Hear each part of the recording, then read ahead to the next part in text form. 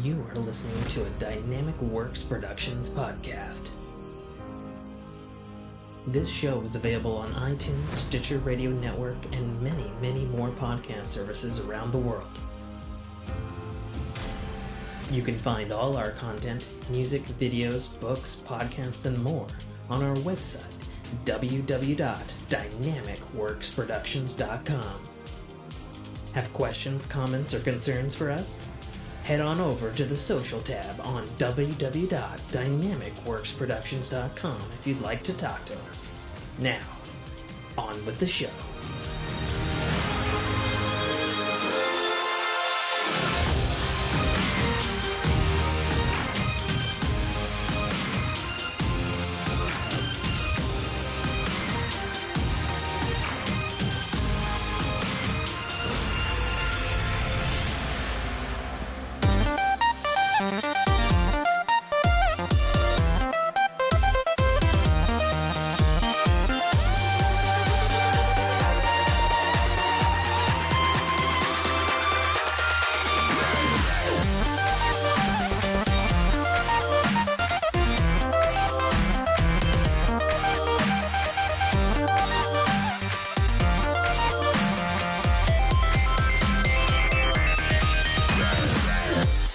What's going on, everyone? Welcome back to another episode of the Fork in Your Ear podcast. I'm your host, as always, author, podcaster, and gamer, Tim K. Trotter. Joining me, vocally gesticulating early in the Sunday morning on which we are recording, furiously producing things and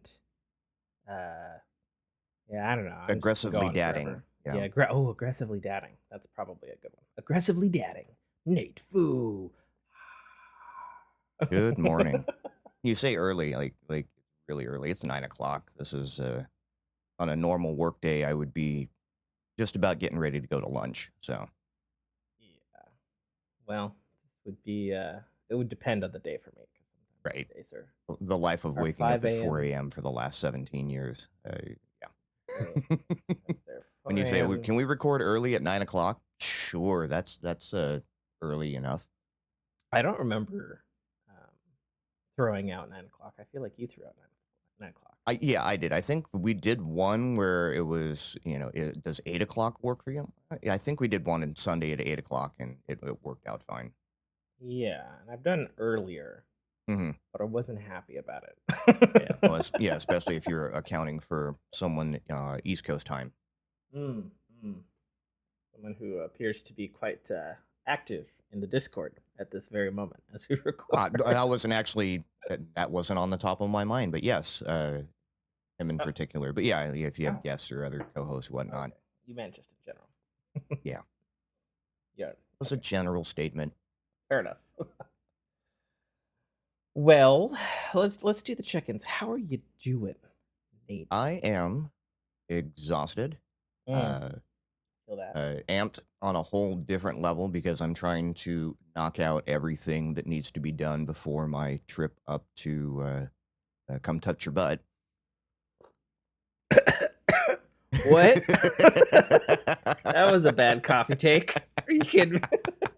That's what you chose to say. But yeah, okay, for the Fork fam, I am going to be attending the PAX West convention, which takes place next weekend, and happens to be close enough to author podcaster Tim K. Trotter that you might be meeting in the flesh. Yeah, we're gonna pop that Grand Illusion cherry that only one other co-host of mine has done. Ironically, another Nate. I was going to say not the one that lives with you, right? Because that kind of takes the illusion off there. I mean, I don't count anyone that I'm essentially heterosexual life mate married to and have known since we were 5 as a breaking a reality illusion. So apparently, if you want to meet author podcaster Tim K. Trotter without having to buy a book, you just have to be named Nate. Apparently, yeah. Apparently, the Nates are all located on the West Coast and have closer traveling distance than literally anyone else I've ever podcasted with. uh, well, actually, no, that's not true. There was the Caitlin gal who was part of the Army of Raw and the Wizards Rule, and then she moved over to the Agents of Shield show. Gotcha. That was Yeah, before my time. it was. Well, actually, no, the But Agents of Shield would have been during, because I did that simultaneously. gotcha. But anyway, regardless. But yeah, so that's Um, that's been taking up all my time, basically trying to get all the moving pieces in place and getting all the convention materials arranged and coordinated so that we can basically hit the ground running. We're all going to land roughly when the convention opens, and then mad dash, get our passes, get all of the um, booth gear mhm. set up and running, so that we can we don't have to worry about it Friday morning when the convention goes live. Yeah, and so you roll into town on Thursday. Thursday, midday, early. What? I believe I land at 1. Okay, so just in time to hit rush hour traffic. Right. It lasts from 1 till 6. On a holiday Okay. weekend. Yeah. Oh yeah, that's gonna be awesome. Mhm. Indeed. Well, but at least the airport isn't that far from where you're staying. Like, No. if you were going north, you'd be in for trouble. Well, we eventually are. So basically, I'm going to land, go south, pick up all the stuff, meet up with the team, and then drive back past the airport to the Mhm. convention center. And that, yeah, at that point, it's probably going to be pushing 4 Yeah, o'clock. I almost wish And I could show you the secret ways into that convention center. I can. There are secret ways. Well, you'd be going in the secret way to go in through the loading dock, Mhm. which is as concealed as a crab's penis. And and then there are other secret ways to get into adjoining parking lots, probably the preceding days after you're set up, Right. that are super helpful because they're so easy to get to, and they're right there. And nobody fucking knows about it because our Washington State Convention Center is a weird labyrinthine octopus of shit. Yeah, I mean, I don't even know what we're doing as far as that's concerned. Like, I might just get dropped off at the front gate and picked up later, just to save that hassle. I mean, it'll take you like 2 hours if you're getting dropped off at the quote front of the convention center, because that's Main Street in downtown Seattle, and it's like a whole thing. And they might even have the street Sure. closed off depending on what crazy PAX event they're doing. I mean, they've been I don't mind walking if I get dropped off a block away. But yeah, as far as like not having to pay for parking or dealing with that nonsense. Yeah. Now, this is your Yeah. first time going to a PAX? Yes. Okay. Well, this is PAX Prime, and I hope that you do get to experience it in some of its glory. I don't know what kind of glory, because last time I was there, it was so big it took up the whole convention center, 8 of the surrounding hotels, Right. and like various streets, and Benaroya Hall, which is our fabled opera house.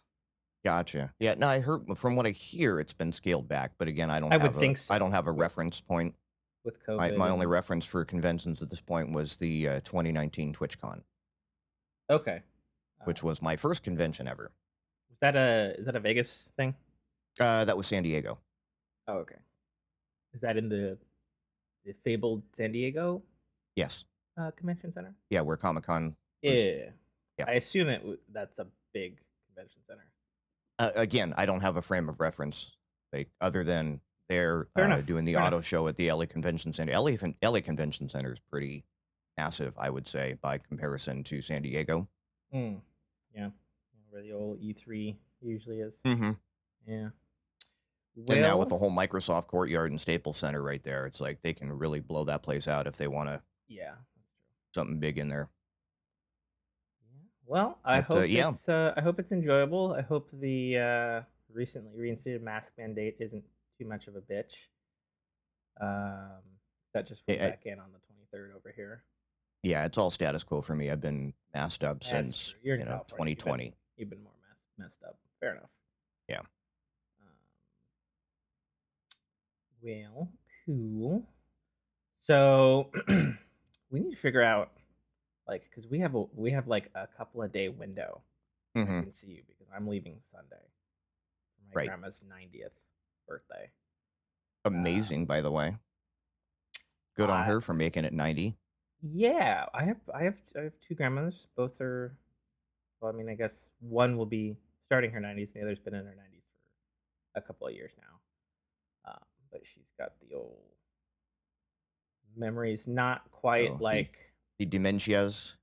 no, it's not quite dementia level or what's the other word I'm looking Parkinson's. for? No, the other one. Uh, Alzheimer's. Not quite there you go. Alzheimer's. Okay. Old timers disease. Yes. That would be my grandmother-in-law. She has that for sure. And they gave her Gotcha. 6 months to live about 2 years ago. Hmm. So That's how that works. it is how it works. But the grandma trotter, shout out to Grandma Trotter. I haven't talked to her in a while. Yeah, no, she's been in her nice for a while, and her like she's not there with being diagnosed, but like some of the files are bleeding Hmm. from the hard drive Hmm. kind of thing, so to speak. Right. And She's definitely hit capacity. well, yeah, and in comparison of grandmothers, offense grandmothers, the Grandma Trotter has been like 90 for like 40 years. Right.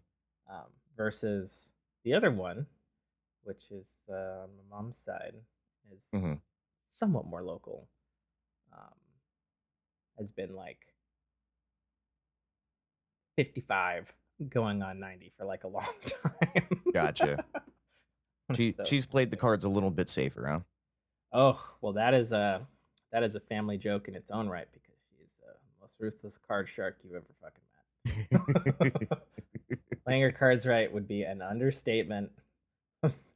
So you've got Agreed. Grandma Trotter that is brute force, and then Mama Grandma that is very tactical. Sure, yeah. Other grandma is the kind who will, especially if you like never played whatever fucking particular card game, she'll like be showing you how to play. And like, okay, do this, do this. This is how you do. These are the tells. This is how you do this, this, and then grandma's won. And then they were like, oh, you were also helping yourself. Right. Right. I see what So just happened. you play this card, you play this card, you play this card, and then the smart thing would be play this card, and then I'll play this card and win the game. Yeah. Right. So don't ever play Pokemon or Yu-Gi-Oh or Magic the Gathering with her, is what you're saying. Sure, if those things existed in her universe.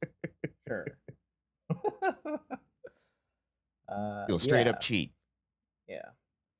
So doing that, and it's actually a bit complicated. She lives about 6 hours away on the other side of Mount Rainier, and so I was trying to figure out how the fuck I was going to get over there because my folks weren't sure if they were going to be in town or in their retirement home, which itself is like 12 hours away. So if they're over there, they just come from there to her place. Gotcha. But they are. So you're gonna drive it, or you're gonna hop on a quick flight? Well, a quick flight because there is actually an airfield there would be by prop.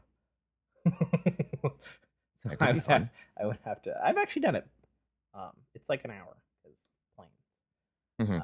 But no, that's not an option financially or COVID or pretty much everything is flooded over there with smoke rating right now. So no, I'll be hitching a ride with my folks on Sunday because Jessica will not be joining because she works Sunday through Thursday, unfortunately, and she doesn't have enough PTO or vacation or whatever the fuck bank thingamajig that Mm-hmm. she. Um, Yeah, I actually found out I have to mm. start taking vacation. Otherwise, I'm going to stop accruing it. Oh well, it's a good thing you're going on this long trip then. Yeah, except for I'm only using 2 days of vacation time. Well, here's what's going to happen. We're going to figure out how we're going to get together in the limited couple of days that I'm still close Mm-hmm. to you to do something. And one of two things is going to happen. Either you're going to be like, huh, that's Tim. He has totally lived up to the man, the myth, the legend. Or it's going to go, and this is what happened with the other Nate. No offense, Nate Wolf, if you're listening. It's like, So oh, that was the last time he recorded a podcast with you, basically. Oh no. Oh. We continued. was We like, continued for many This years. is the Tim. Gotcha. I'm out. And then we've been in loose contact since we both kind of got burnt out on it. Mm-hmm. It's fine. It was mutual. We were both mutually burnt out, and it was. It happens. Yeah. But no, it was. Oh my god, this is so amazing. This is legit. I'm so used to like doing this thing, and then like I hung out with him for like a long weekend. Right. And met his family and his lovely wife and his child and stuff like that. And then like after it was just like, yeah, you didn't really live up to the hype. And I was like, I get that. I guess you're lucky that I don't have a whole lot of hype built up. That's true. Like we've been doing this for a hot minute. I've seen you on camera. I kind of know the Sure. spiel. We've had. Yeah, I'm talking you to you when you've drunk called me a couple of times. Exactly. what you see is what you get. Like Yeah, you- I definitely I'm definitely not anything different than all the things that I say on air. Right. Which I know from people that like have been like fans of my show and stuff in the past. That's definitely like a weird thing. Like it's like Mhm. oh, because like they do, the handful of people who are air quotes fans of me, and then they meet me and it's like oh, well, this is exactly what you said.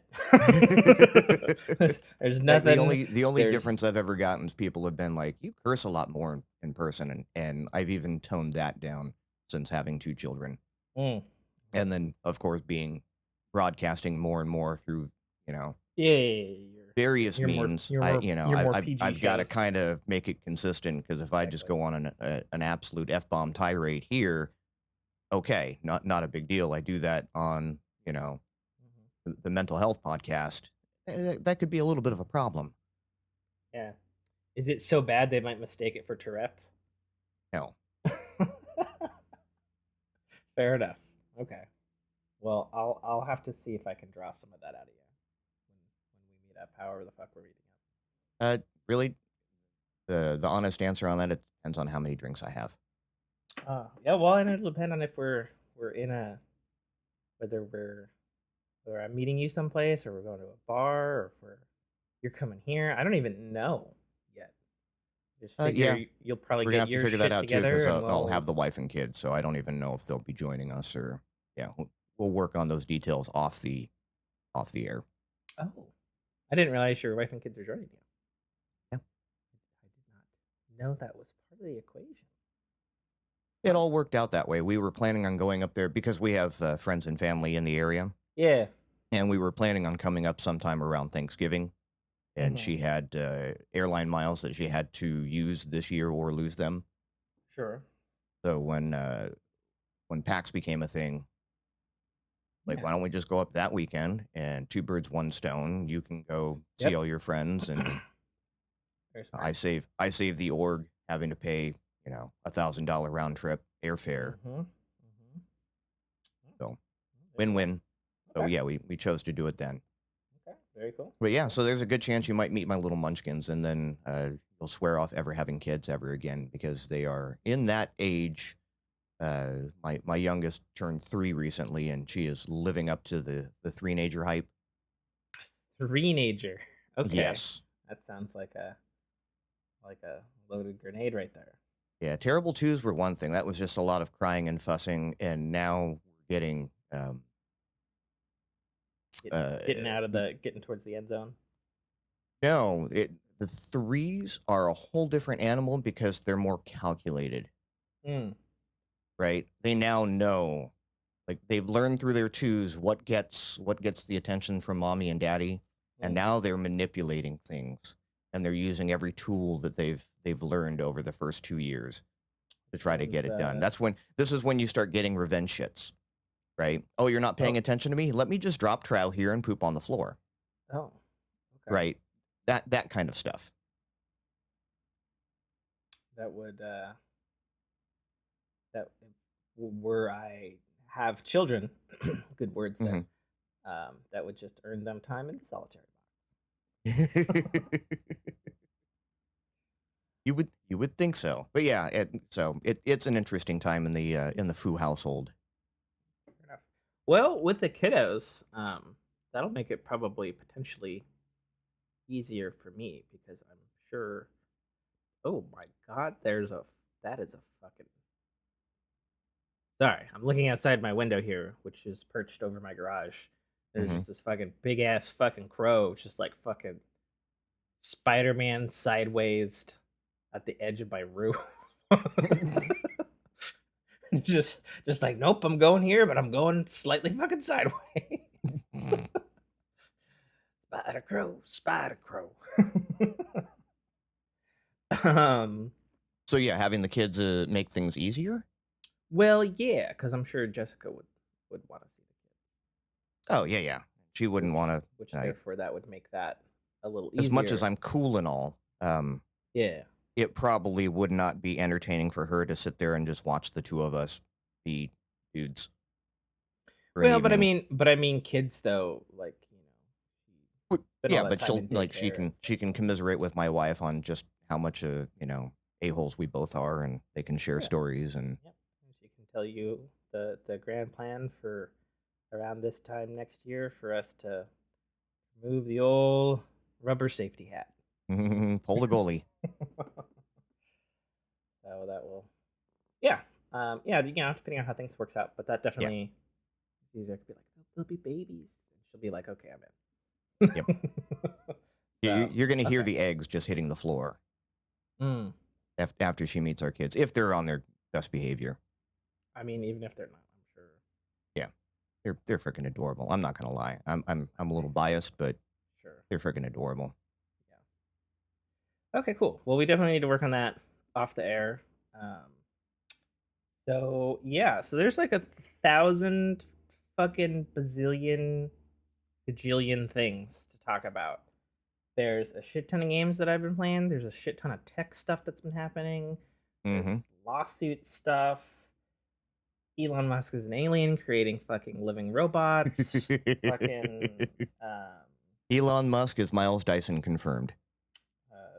fucking gaming PC stuff. There's Gamescom stuff. Fucking personal stories. We got a lot of stuff to talk about. I do not have my ring nearby. Okay. Well, we're So already kind of doing life, so we wanted okay, to stay on that. yeah. Um, life. Jesus, everything in my body hurts and feels like it's failing. Yeah, I recently signed up for I've got a 3-month run with a company out here called Stretch Lab. It sounds painful. It is, and it's exactly what it sounds like. You basically have a stretchologist, or sorry, what do they call them? A flexologist. Okay. Um, that you pay money Flex. to turn you into a pretzel. But like, I'm hit or miss on it because, and again, like when they hit it right, it's amazing. But there's a lot of times, and I don't know if it's just, pardon the the weird of the way this sounds, but it's just the person and I feeling each other out, right? Okay, sure. I mean, that's fine. He's learning my limits and whatnot. So yeah, I come in and I say, hey, my lower back is really bugging me today. I'd like to work on it. And he's like, cool, let me stretch out your bicep. I'm like, that's not anywhere near my back. See, there's some 14-year-old listening to this somewhere in some country who has somehow amalgamated, pieced together the coming up there to touch my butt and then feeling someone out with like pulling muscles, and it's just giggle fitting Hmm. themselves into a quarter right now. I mean, if it helps him out, we can hop on a dinghy and sail across Lake Titicaca. For sure. Still gets a small chuckle out of me. Well, and then when Yes, I think dinghy my mind immediately goes to Sea of Thieves, yes. because even though have you played Sea of Thieves? I feel like we've had this I did. I got through like the intro missions, and I haven't been able to get back to it since. conversation. We'll have to arrange a time or something for that. Because anybody who plays Sea of Thieves with me knows, like, one of my favorite fucking things is if I see a dinghy, because they're just out in the world. Like, you can't just start a ship with a dinghy, Hmm. and so you'll be sailing by, and I'll be like, "Oh, is that crash ship?" I'll be like, "Dinghy!" And I'll fucking pull the ship over and like fucking row my fucking dinghy ass over to the boat and get it hitched up to our main ship. So you just yoink dinghies out of the ocean. I do. I yoink dinghies out of Yeah. the ocean, um, and I particularly like the dinghies that have the large harpoon cannon on the front of them, so that they can stab its point of the dinghy into other ships and Gotcha. attached in the rear. So you like to pull other people's dinghies and stick them into other people's boats. Gotcha. 100%, 100% in the 100% rear of the boats, because in the that's rear. where the dinghy goes. It goes right in the butt of the Yes. boat. And the hilarious part is everything I said is totally true. Right in the aft hole. Yeah. Yeah, there you go. um, God, I forgot what I was talking about now. You were talking about everything hurts and you're dying. But yeah, Oh yeah, I'm dying. Yeah, no, I fucking was doing pretty well. I thought, in the usual, my legs are sore and everything else is sore. And we were finishing up on a job, um, actually on the new NHL training center here. ooh, the Kraken. Yeah, specifically the old Kraken stuff, which is for some fucking reason located in Northgate Mall, but whatever. I don't know whose genius idea it was to put a fucking NHL training center in a mall. I don't know. Very smart people if you plan on repurposing that for the off season. Well, my understanding is there's two rinks in it, and one's the training side, and then the other's open to the public. Hmm. So yeah, probably that. But no, we were all done, and I had dropped a itty bitty fucking Allen wrench outside the truck, and it was literally the last fucking thing. We were done with the job, and I went to get it, and there was a crick in the back, Oh no. and I was like, "Ow!" Well, I live here now. So yeah. So the good news on that is that's fine. Saw the chiropractor on Thursday. But what might not be fine, and we're keeping a keen eye on it, is he's awfully concerned about my left foot, which may be, and hopefully not, is developing plantar fasciitis. Uh, So we're gonna keep an eye on that for a couple of weeks. Because I was like, well, it's just been doing this and it's been doing this, and then he's like, everything you're mhm. telling me sounds like plantar fasciitis, and I was like, that's the bad one, right? He's like, yes, that's the bad one. I'm Well, like awesome. it's bad if you plan on having an athletic career or whatnot. I have a touch of that myself, and when it flares up, it's like, yeah, okay, so I walk with a hobble, which then messes up my back, but like I can still get Yeah. around okay. Yeah. But he had this amazing like device that he said you needed a chiropractor medical license to use, and it looked like a regular like pad vibrator thing, Hmm. but he was saying that it rotate vibrates and it's at a very specific frequency. Specifically, they make one for each foot apparently. This was on Okay, my left foot, and he put it on, and within a few minutes, like, oh, all the pain went away. And he says right. what it does is it vibrates and push vibrates like the muscles and the tendons, because they tend to get gnarled in the opposite direction that they're supposed to go, and that's what creates the plantar fasciitis. Hmm. And so he was like, "We're gonna do some of this and keep some ice on it for the next couple of weeks," and which of course is a thing that I have totally forgotten to do already because it's the weekend, so I Hmm. should ice it probably after the show. I mean, I could do it now, but So when you get your ice chest full of beer, you stick it in the backyard, pull a beer out, stick the foot in, well, I could do that just now redneck it up.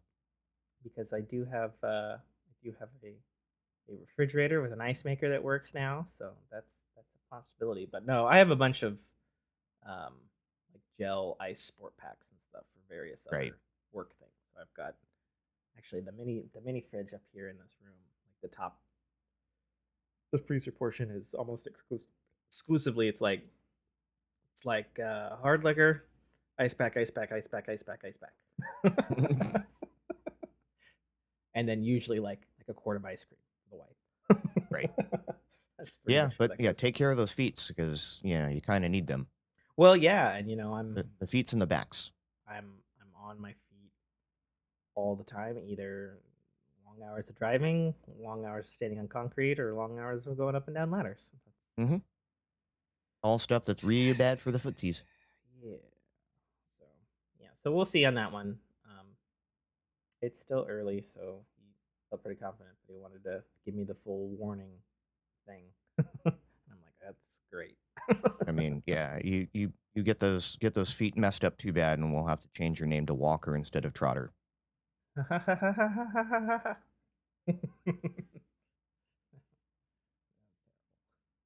Absolutely And that 14-year-old over there is laughing his butt off right now.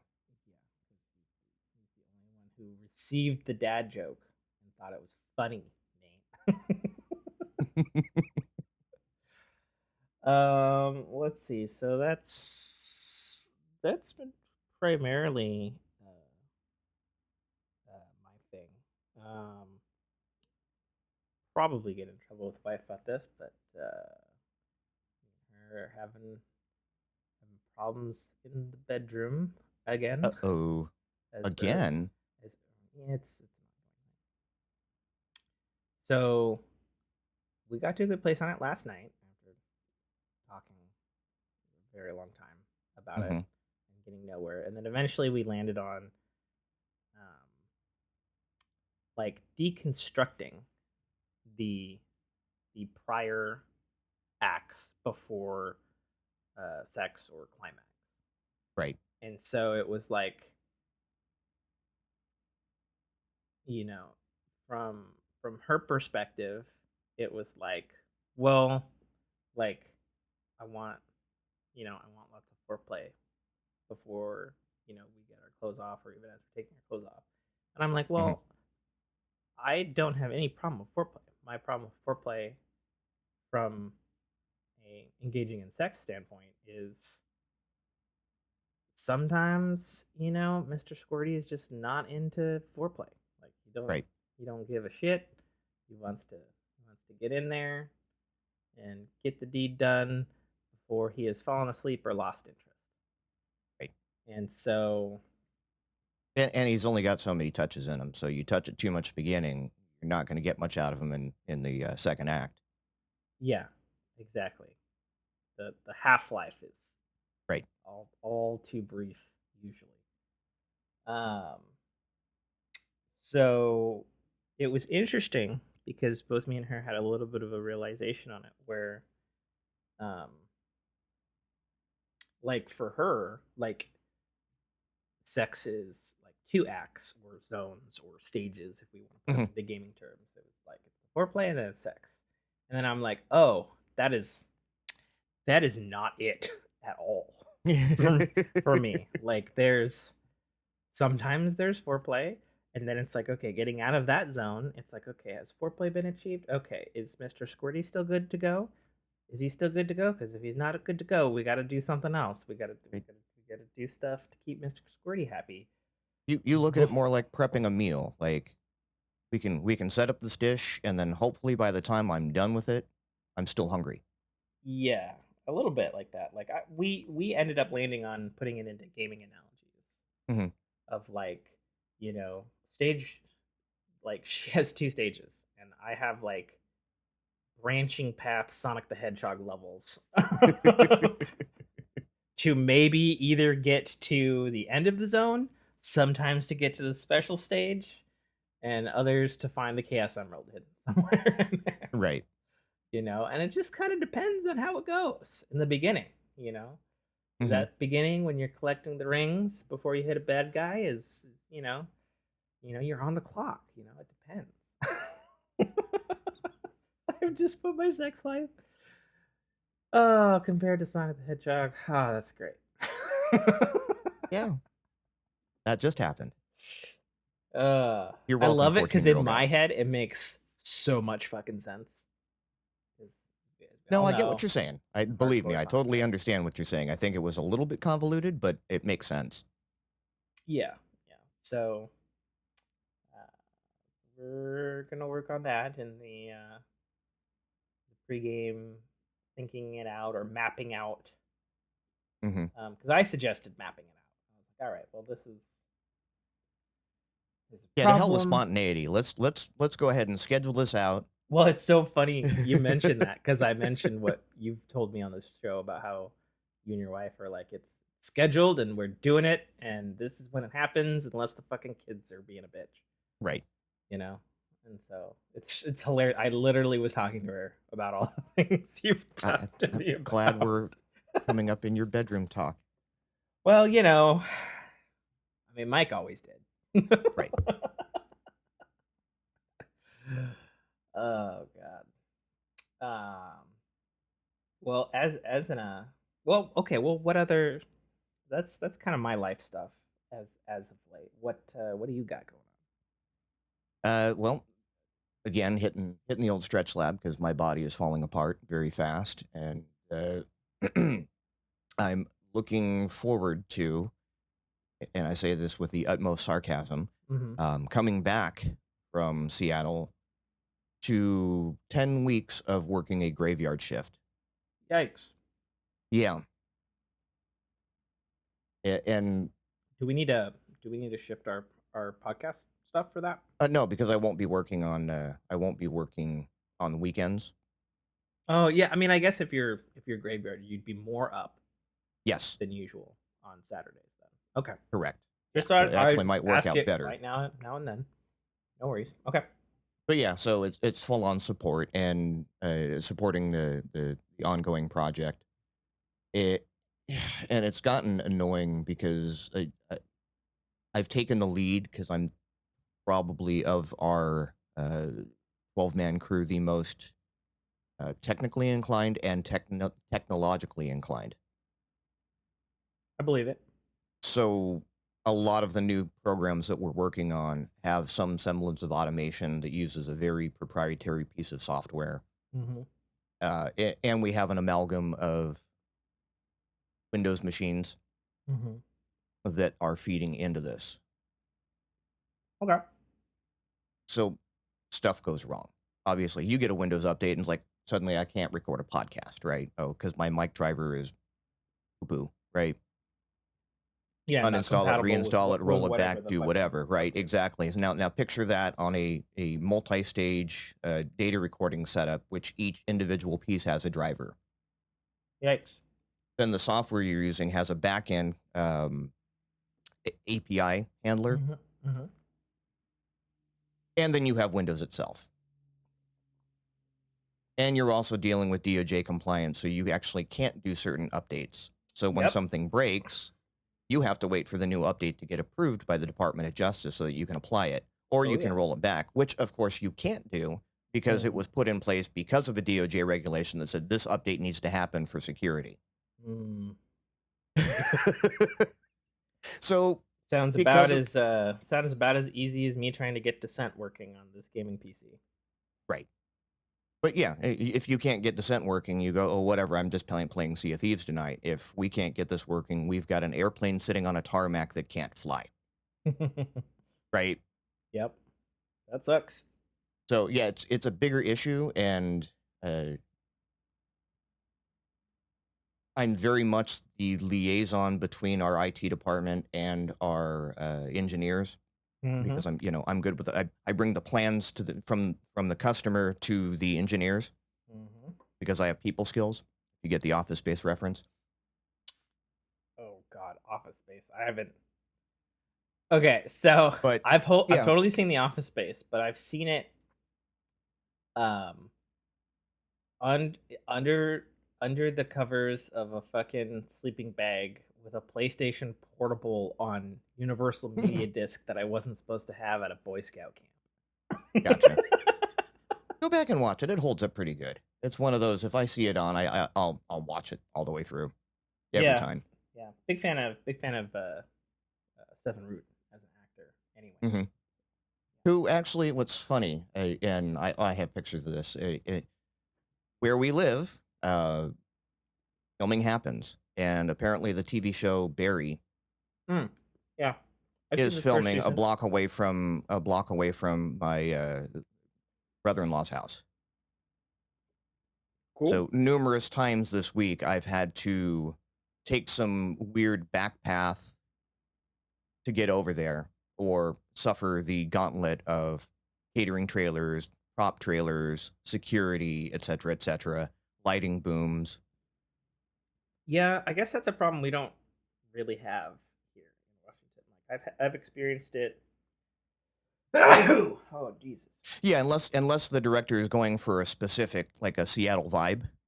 Well, the filming laws Right. are so strict in Seattle. That's why nobody fucking films here. Or if it is, it's like an exterior shot, and that's Right. filmed in Vancouver. Yeah. But one time I was going in Seattle, near the waterfront, and they had the waterfront closed down, and there was like some sports car, and he was just going up and down, a couple blocks at like fucking 100 miles an hour. And I was like, oh, that's interesting, because people don't fucking film here. Right. Yeah, you really have to you're looking for that specific location because it's in Seattle, not like anything else. Yeah, you just mock up Vancouver, you come down here to LA and you just film out of someone's house. Yeah, one of those things. Okay. Well, But yeah, where that were we? sucks. That You sucks. sidetracked. That sucks. You got so much Well, yeah, and what's piss been poor happening? Thank planning you. leads Yeah, to piss poor performance yes. problems in work. The problem, and whatever, that's work. I get paid pretty well to deal with that. The problem I'm having now is because I don't have an office. I'm just I'm a floor lackey. Grunt work. They're now starting to contact me on my personal cell phone. Oh no. And back channeling conversations instead of putting them through the proper channels through email, which I do have an email address with the company. Sure. But I don't have an office that I can constantly go into and check it once or twice a day or frequently. Well, I mean, if you're that valuable, have you been like, hey, somebody needs to fucking give me a pay raise and an upgrade or something? Well, I've gotten the pay raise and the upgrade. Now I'm getting a company phone. Oh, okay. Which, yeah, we'll have to have some conversations, because guess what they're giving me?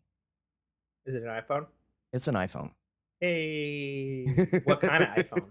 I think it's a 12. Oh, okay. Well, then you're fine. Yeah. The only thing you have to worry Oh, it's about definitely not old. The only thing you have to worry about the 12 is the I guess they were a little cheaper in the earpiece in that one. I actually read an article just this week saying that there was a batch of like 10,000 of them or something that got out that were just going straight tits up, and Gotcha. Apple's been replacing them for free.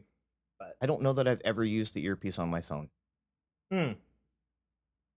Well, because it's either Bluetooth or speakerphone. Well, on the speakerphone on the iPhone, the earpiece is also the second speaker. Oh, fun. Okay. So, yeah. But yeah. So, but other than that, and that was a fight to get them to do that, because again, it was just like I looked at my boss. I said, "You realize that?" And I show him my phone. It's like I've got numerous text messages. I'm getting phone calls at 7:00 at night. Yeah. I said, and he goes, "How do I not know any of this?" I said, "This is the problem. Nobody's being copied in, and they won't copy you in because they won't email me, because they know it could be 2, 3, 4, 5 hours before I even acknowledge that it exists."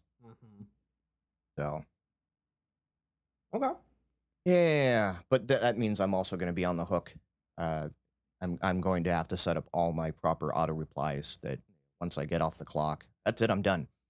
Well, that should be super easy with September's update because they're adding Cool. these focus mode things to the OS, Right.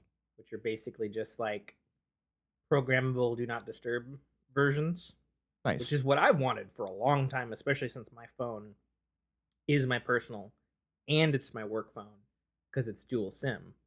Right. So I've wanted that for a very long time. And Yeah, we've had it on Android for a hot minute now, or at least on Samsung. yeah, because I want to say Samsung and Apple were the ones who developed the eSIM technology. Mhm. That was the only thing that No, got I by mean the the regulations. I have a time do not disturb mode. Oh yeah, I have Basically, a it's do not disturb mode too, but it's just I have one. right. I can't like in an ideal world like it's like okay from fucking like 8-ish a.m. to like 4. I only want to see work shit and like maybe my wife Right. would be ideal. You know what I mean? Mhm. But I can't do that yet. You know, I have a regular do not disturb from like 11 p.m. to like Right. 6 a.m. Nothing but 6 priority a.m. gets through, and that's basically the wife at that point. Mm-hmm. And if she's calling me that late when she should be asleep, then something's real wrong. Right. And you need to have that phone call come through. Sure. Yeah. But yeah. So yeah, I'll be dealing with that, and the only worry that I have is because I'll be graveyard shift Mm-hmm. when I'm working, everyone else is going to be asleep, so they're not going to want to say shit. Mm. But as soon as I get home at 5:30 in the morning and they all start walking in at 7, Yeah. I want a status update. Blah blah blah blah blah. And it's like I'm gonna lose my mind with these people. Well, do you have to have the phone on at that time? I don't have to, but I'm sure someone's gonna complain. Well, I'm emailing him. Why isn't he responding at 9 o'clock in the afternoon? And be Like, like, well, some dingus the scheduler put me on the fucking night shift. yeah, I will respond to your email when I get it when I wake up. But yeah, Yeah, the regular do not disturb, depending on when this change happens for you, should work just fine for that yeah. until the iOS 15. And well, I mean, in this phone, it'll be literally work only. Like, Yeah, I'll no, I still be able understand. to carry my personal phone around on me, Hmm. even though they're trying to phase that out. But yeah, so I can literally just turn the damn thing off Hmm. and not have to worry about missing calls from the wife or whatnot. Yeah. But yeah, so I'll be working graveyard from basically from Labor Day all the way through Veterans Day, and then we'll see where the project is at that point if I need to stay on a an extended graveyard shift. Gotcha. Okay. Yeah, and we'll see where. And it's funny that you bring it up because my wife and I actually just had the conversation last night. Let's see where our sex life ends up Mm. when I'm never in bed. Yeah. Well, It it's is less than very great much going to have to be scheduled at that point. having just done that for the first year of COVID. Hmm. The wife who was on graveyard. Yeah, it's not great. Yes. So okay, well that's interesting. You can always text me if there's some Apple thingy that you Yes, I probably will. Like, how do I do this damn thing? Although I'm again I'm not Apple ignorant. I'm need. just No, no, Apple but inexperienced. it's the same courtesy I tell every one of my friends who has an Apple device. You get free, essentially 24-hour or 24/7 tech support with yours truly Nice. because I care. Beats going to the Genius Bar. I mean, 9 times out of 10, I'm better. Uh, I ain't gonna lie in that it's a department. low bar to cross there. Mm, I don't know. Geniuses up in Washington, some of them are pretty fucking good. Okay. I ain't gonna shit on my local geniuses Yeah, we've had you know some. because I don't know what they were thinking. I believe it. Like 9 times out of 10, the Apple geniuses here be like, oh, okay, well this is what I'm supposed to tell you, and then they'll like Right. open up the fucking OS code and change a line, Right. And the and I'm ones we like, have down here, it's like, well, the book tells me that if you say these two words, I'm supposed to respond with paragraph 23 of page 9. yeah, but whose giant tech company isn't like that nowadays? Right. You know? So, Okay, well, that's interesting. It is life. Indeed. What topic do you want next? Let's move on down the list. Entertainment. Oh, entertainment. Been watching anything fun, Nate?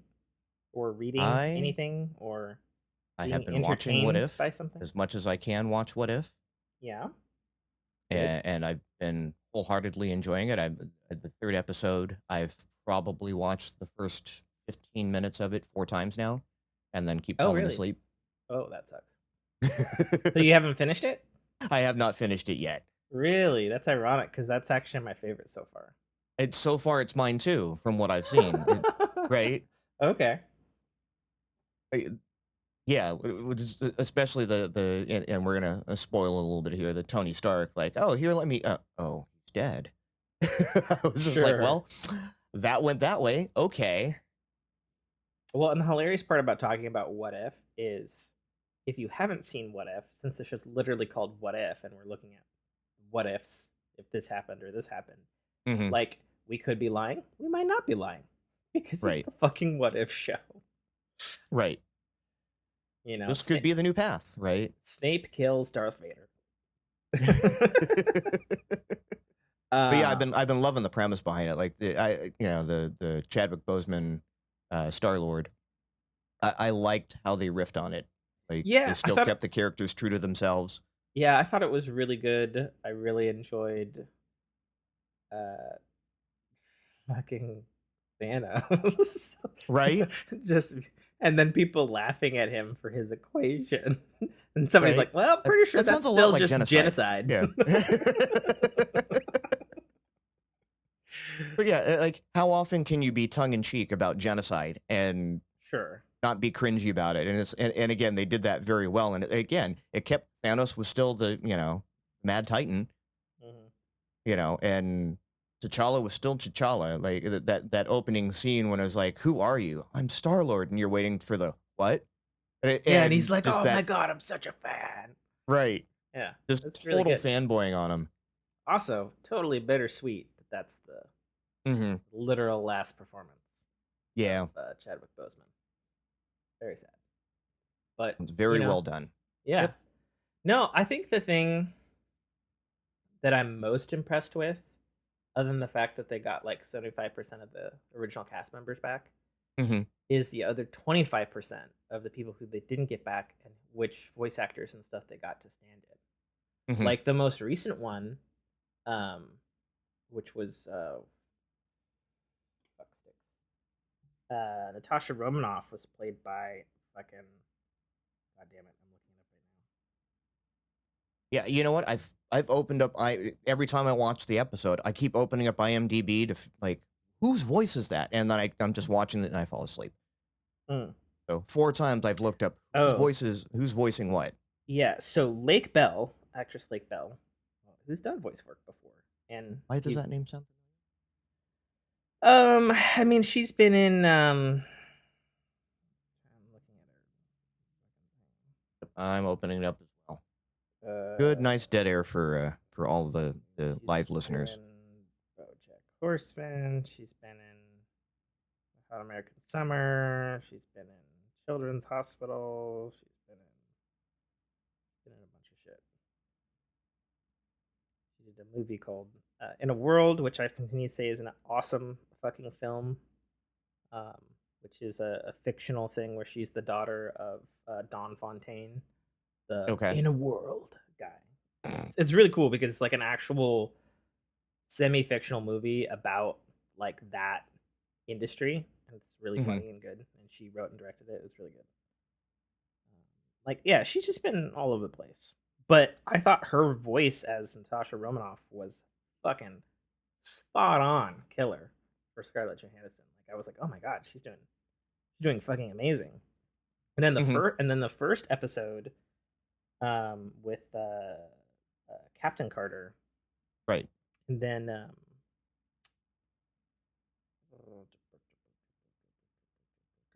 I'm being so bad with names right now. Oh yeah, and they had Josh Keaton doing his very best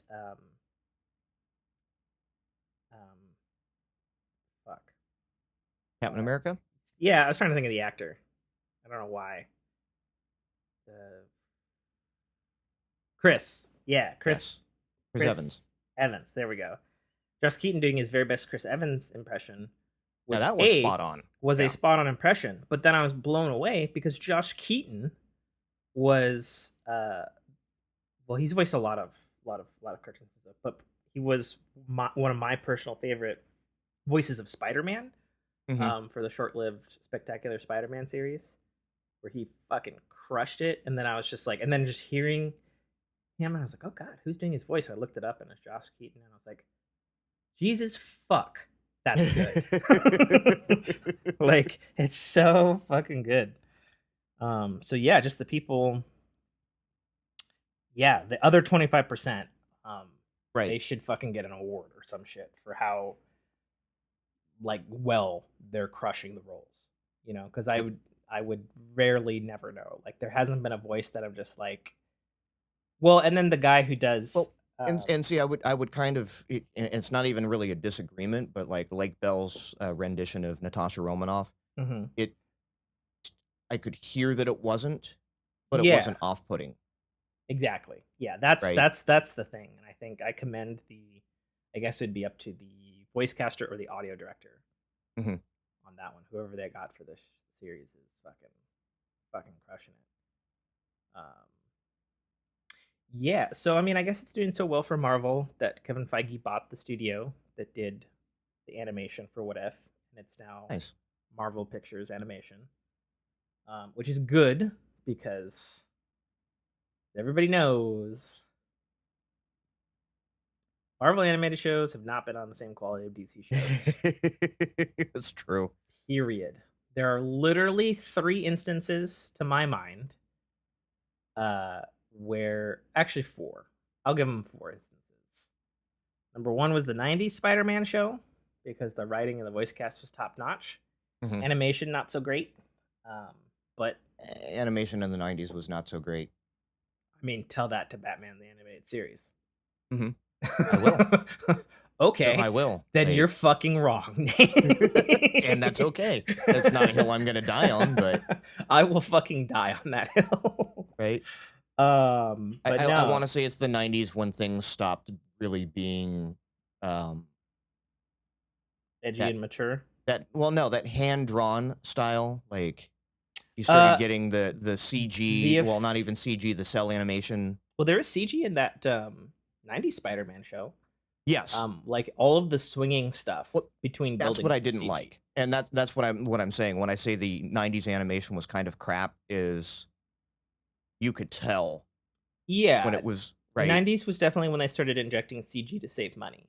And in the Spider-Man show, 100%. Because like the art style is spot on to the comics, but there's like, it's like one of those things where it's like what they have is good, but there's not like, you know, there's not a lot of fluidity to it, if you're especially comparing it to Batman of that era, which obviously is its contender there. It's like fucking, pun intended, night and day difference. You know, but it wasn't really until about 2005, 2007 when CG started really replacing traditional animation, or computer drawn animation, I should say. Right. Well, and then and that being the case, once we again in the 2000s, you get technology catching up, not only on the rendering end but on the viewing end. Sure. Right. Absolutely.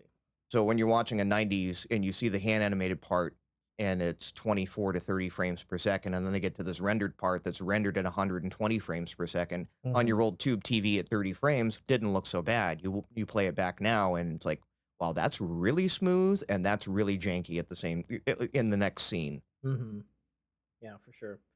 Well, you know, and a lot of that goes to, you know, just how it was produced at the time. Like, again, speaking of the legendary DC shows, like Batman and Batman Beyond, and soon, actually, in October, the Superman animated series of that same generation and crew. Like, recently, those have all been like 4K remastered, because those shows were original cell drawn shows.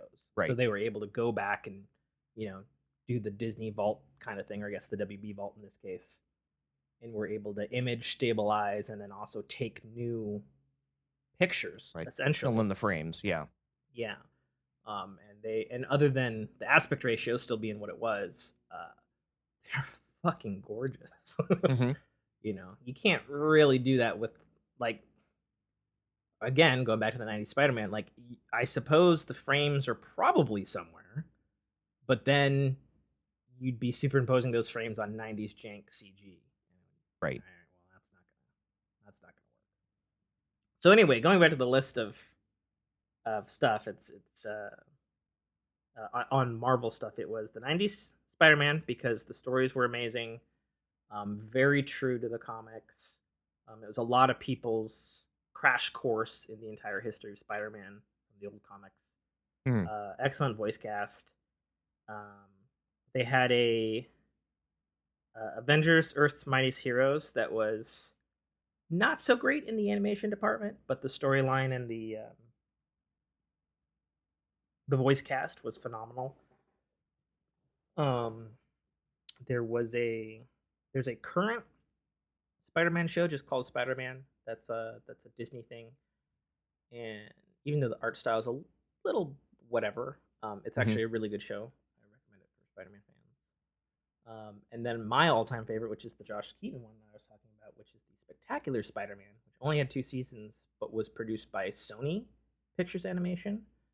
And then the crew, like, the animation was top notch, the voice acting was top notch, the writing was top notch. And the reason the writing was top notch was because they had basically a writer's room filled with the people who made Disney's Gargoyles and Batman the Animated Series. And Nice. they fucking crushed it across the board. And I will continue to point that out as the true equivalent to Batman the Animated Series, as it were. Anyway, I'm off the hill now. What? Marvel's What If. It's fantastic. I actually really enjoy the CG art style, but with like an almost noirish shadow take Yes. on the shadows. And it's funny because I don't actually know who the animation studio is who did this, because the information on that is scarce. Right. I think it was Probably with scarce. good reason. It was probably scarce because Disney was thinking about buying them, which they now have. So we could expect many seasons of What If, and they've said more shows in this same visual style. But it's interesting to me because it reminds me of 2 very distinct CGI cell shaded ish animation that was like somewhat realistic. Number 1 was a weird 2005 movie called Renaissance with Daniel Craig that was like a Paris neo noir. Gotcha. Thing. Not familiar with it. It was done in black and white, but it had like realistic proportions and it looked kind of like that. And then the other, ironically, was a animated series that literally no one saw because it was on some cable channel that nobody watched except for me. Was Iron Man Armored Adventures, which was like it was like set like a little bit into the future, and then it was like a teenager take on Iron Man. Mm-hmm. And it came out around the time of the Downey Iron Man, but it was produced by this Paris or French CGI people. Interesting. And it was actually a really good show. I won't put it on that hill, but I believe it's on Disney Plus. It's totally worth a watch because it was good voice acting, and it was interesting because it was like its own take on everything. Right. Which, not necessarily a retcon, but a retelling. Well, yeah, it was a retelling, and it was kind of interesting because it was in this little bit of a futuristic city, and Tony's like a high schooler, and his parents are killed. And he's like trying to figure out what to do with his fortune, and he predictably ends up making an Iron Man thing. But it's interesting because sometimes like the villains are like, predictably from his own high school, and other times they're like. It almost sounds like what would Iron Man be if WB got a hold of it and turned it into one of their teenage dramas? I mean, it's better than that. I mean, I haven't seen it in a while, but from what I remember, it was better than that. But it was interesting because like all of their takes It was also a strange show in that it was like isolated, nobody saw it, but it had like a bunch of cameos from like other Avengers, Hmm. and then their takes on the Avengers were like totally different. Like I remember there was a Hulk, but Banner used like a device on the back of his neck to trigger himself to go Hulk and stuff. So sometimes when his device wasn't working properly, or like I think somebody hacked the device and somebody was like controlling him, so to speak. And I was like, Gotcha. okay, well that's a different take. So it was kind of nice to see like genuinely new wrinkles that were like sometimes radically different than, Hmm. just like a little, oh, it's a little different kind of thing. So yeah, good stuff there. But anyway, that particular art style, you can look up a clip. It was CGI animation. It was a lot brighter, but it also had shading that was similar to Right. this Marvel's What If, and yeah. So okay, so you've been watching What If? Anything else? That would be it on the TV front, other than whatever. Like I've been sitting in on a couple of my wife's watchings of, what is it, Nine Strangers? Nine Strangers. Can't say I know that one, but it sounds like a lot of collage. Nine Perfect Strangers. It's Nicole Kidman, Oh, Melissa McCarthy. yeah, that looks good. It's weird. It's weird, but They're like going to like it's entertaining as heck. they're like A little it's bit like that a I've seen. self-help guru thing, but then Yeah. it turns into like a murder mystery cult thing or something. Right. Okay, fair enough. So Yeah, I've seen some trailers for that. Me and the wife are like, okay, we'll put it on the list. she'll probably love it. Your wife will probably love it. I mean, anything crime based, she Mhm. loves, which is a perfect segue. I believe I said last show, I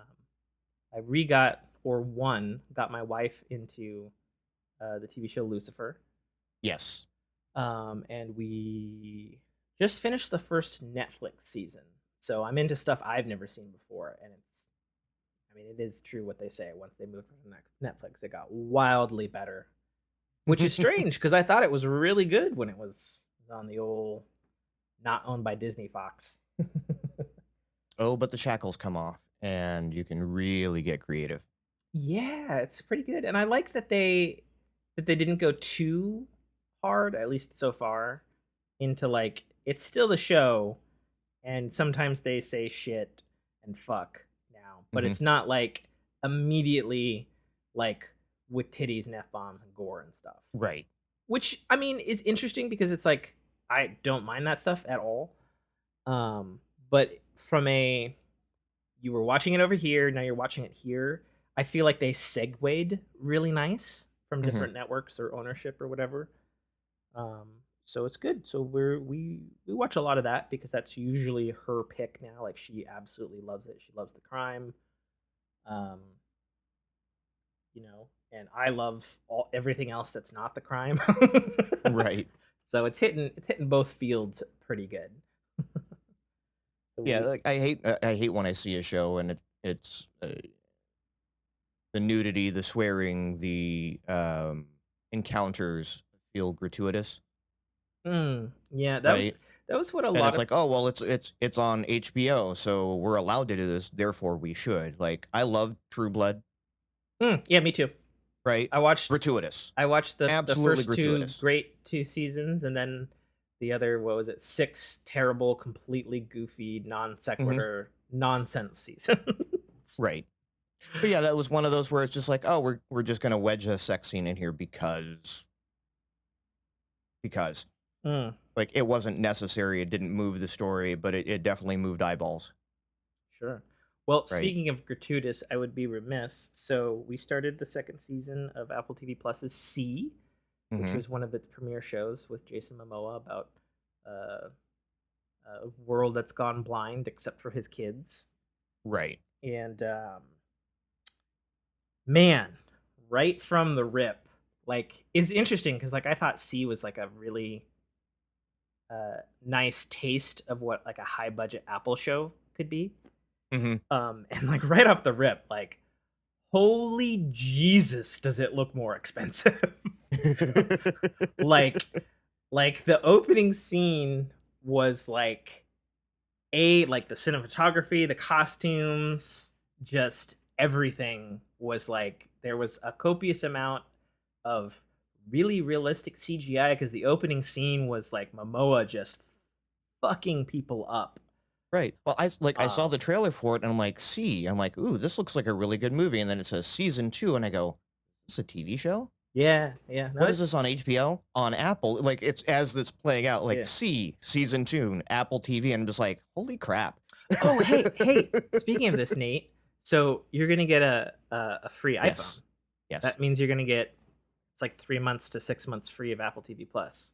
I don't know if that's true because It is. it's not in my account.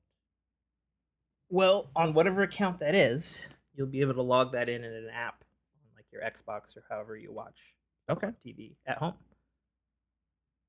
Because you'll just log in with whatever that Right. is, and because I think because I've done it for my folks. Cool. Like when you get your phone, you just go to the Apple TV app, and it's like, all right, redeem. That'll probably be one I have to call you on. Yeah, for sure. But it'll be totally worth it, and you should CC. And well, by that time, Foundation will be out on that as well. Oh yes, Yeah, I'm 'cause that's looking forward to Foundation. Yeah, they dropped a new trailer. It looks holy haven't seen shit! It looks good. I haven't seen it. Yeah, they dropped a 3-minute trailer for that bitch, and Nice. it looks. I mean, because we already know that it's the most expensive TV show ever built, but man, it looks good in like a More sexy, expensive than Game of Thrones, huh? more expensive than Game of Thrones, and then Star Trek Discovery was more expensive than Game of Thrones.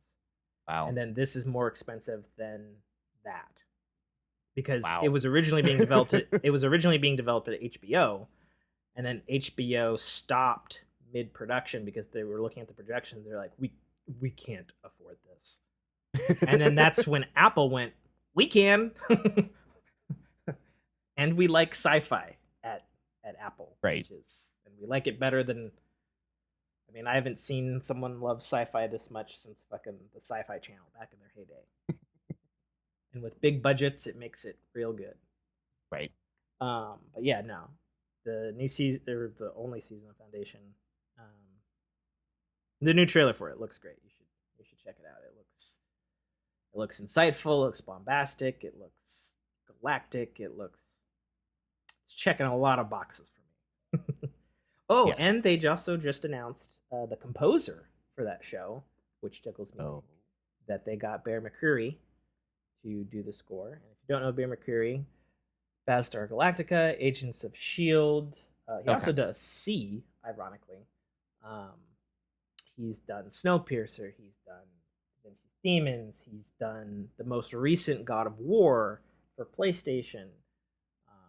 Dude is no stranger to sci-fi. His scores are really, really fucking good.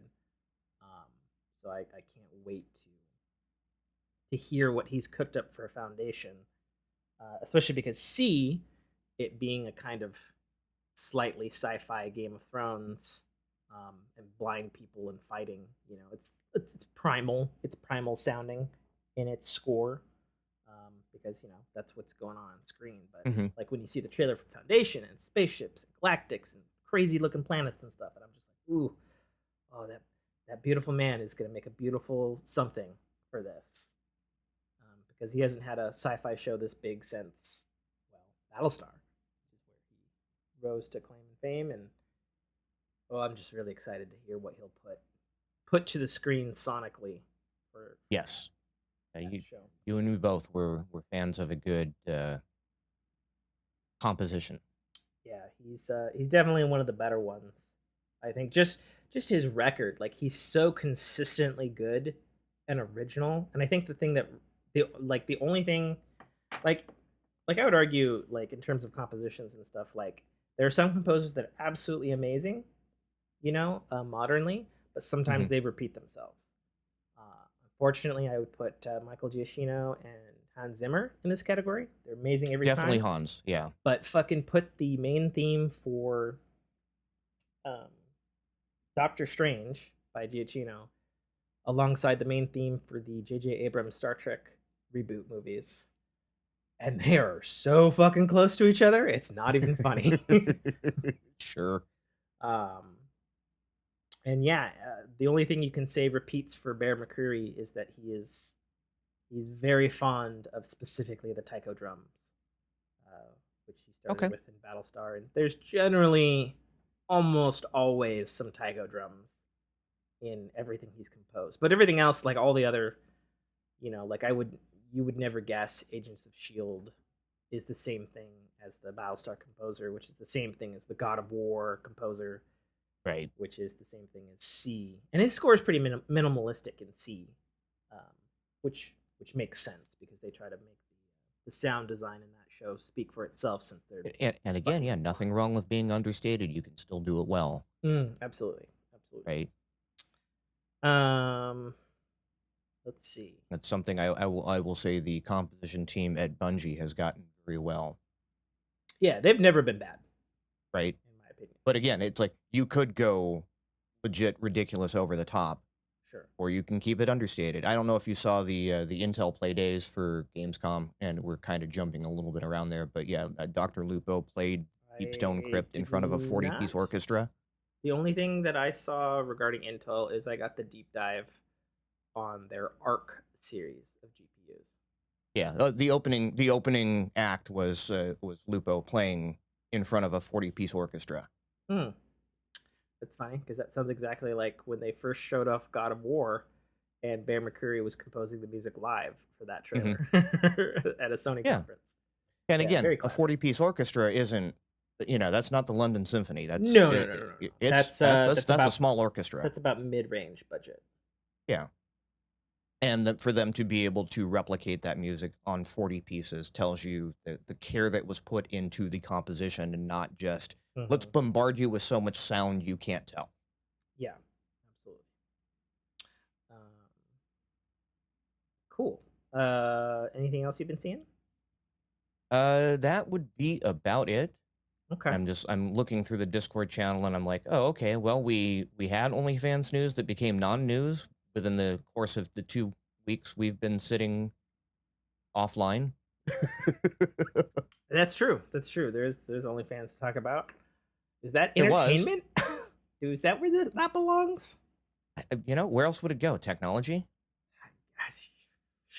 You're definitely right. Not video games. Yeah. But yeah, it was. Well, there's a video and games are being played. Right. I don't know how interactive it is. Maybe, no, yes, but yeah, it was. The payment processing companies were like, "We need you to do better about making sure that all of this stuff is not porn, and or then we're pulling our money." MasterCard was like, "Nah, you're good." Yeah. And that was, I was saying, I'm like, really? They're gonna pull out on this? This basically just making money hand over fist, and they're taking a cut off that. Did you just say that they're gonna pull out while we're talking about OnlyFans name? Yes, and hand over fist. Yes. Yeah, it's just so hilarious how true that fucking Simpsons meme was. I posted on the fucking thing. Those who don't know, on our official Forking Your podcast Discord, which you too can join by finding a link on Twitter or on the website www.dynamicworksproductions.com, or finding me on Twitter, Tim _ all 3 W's. Amazing. I finally got you. I thought about it. I finally got to you. I literally thought about it as you did it. Yeah. What was I saying?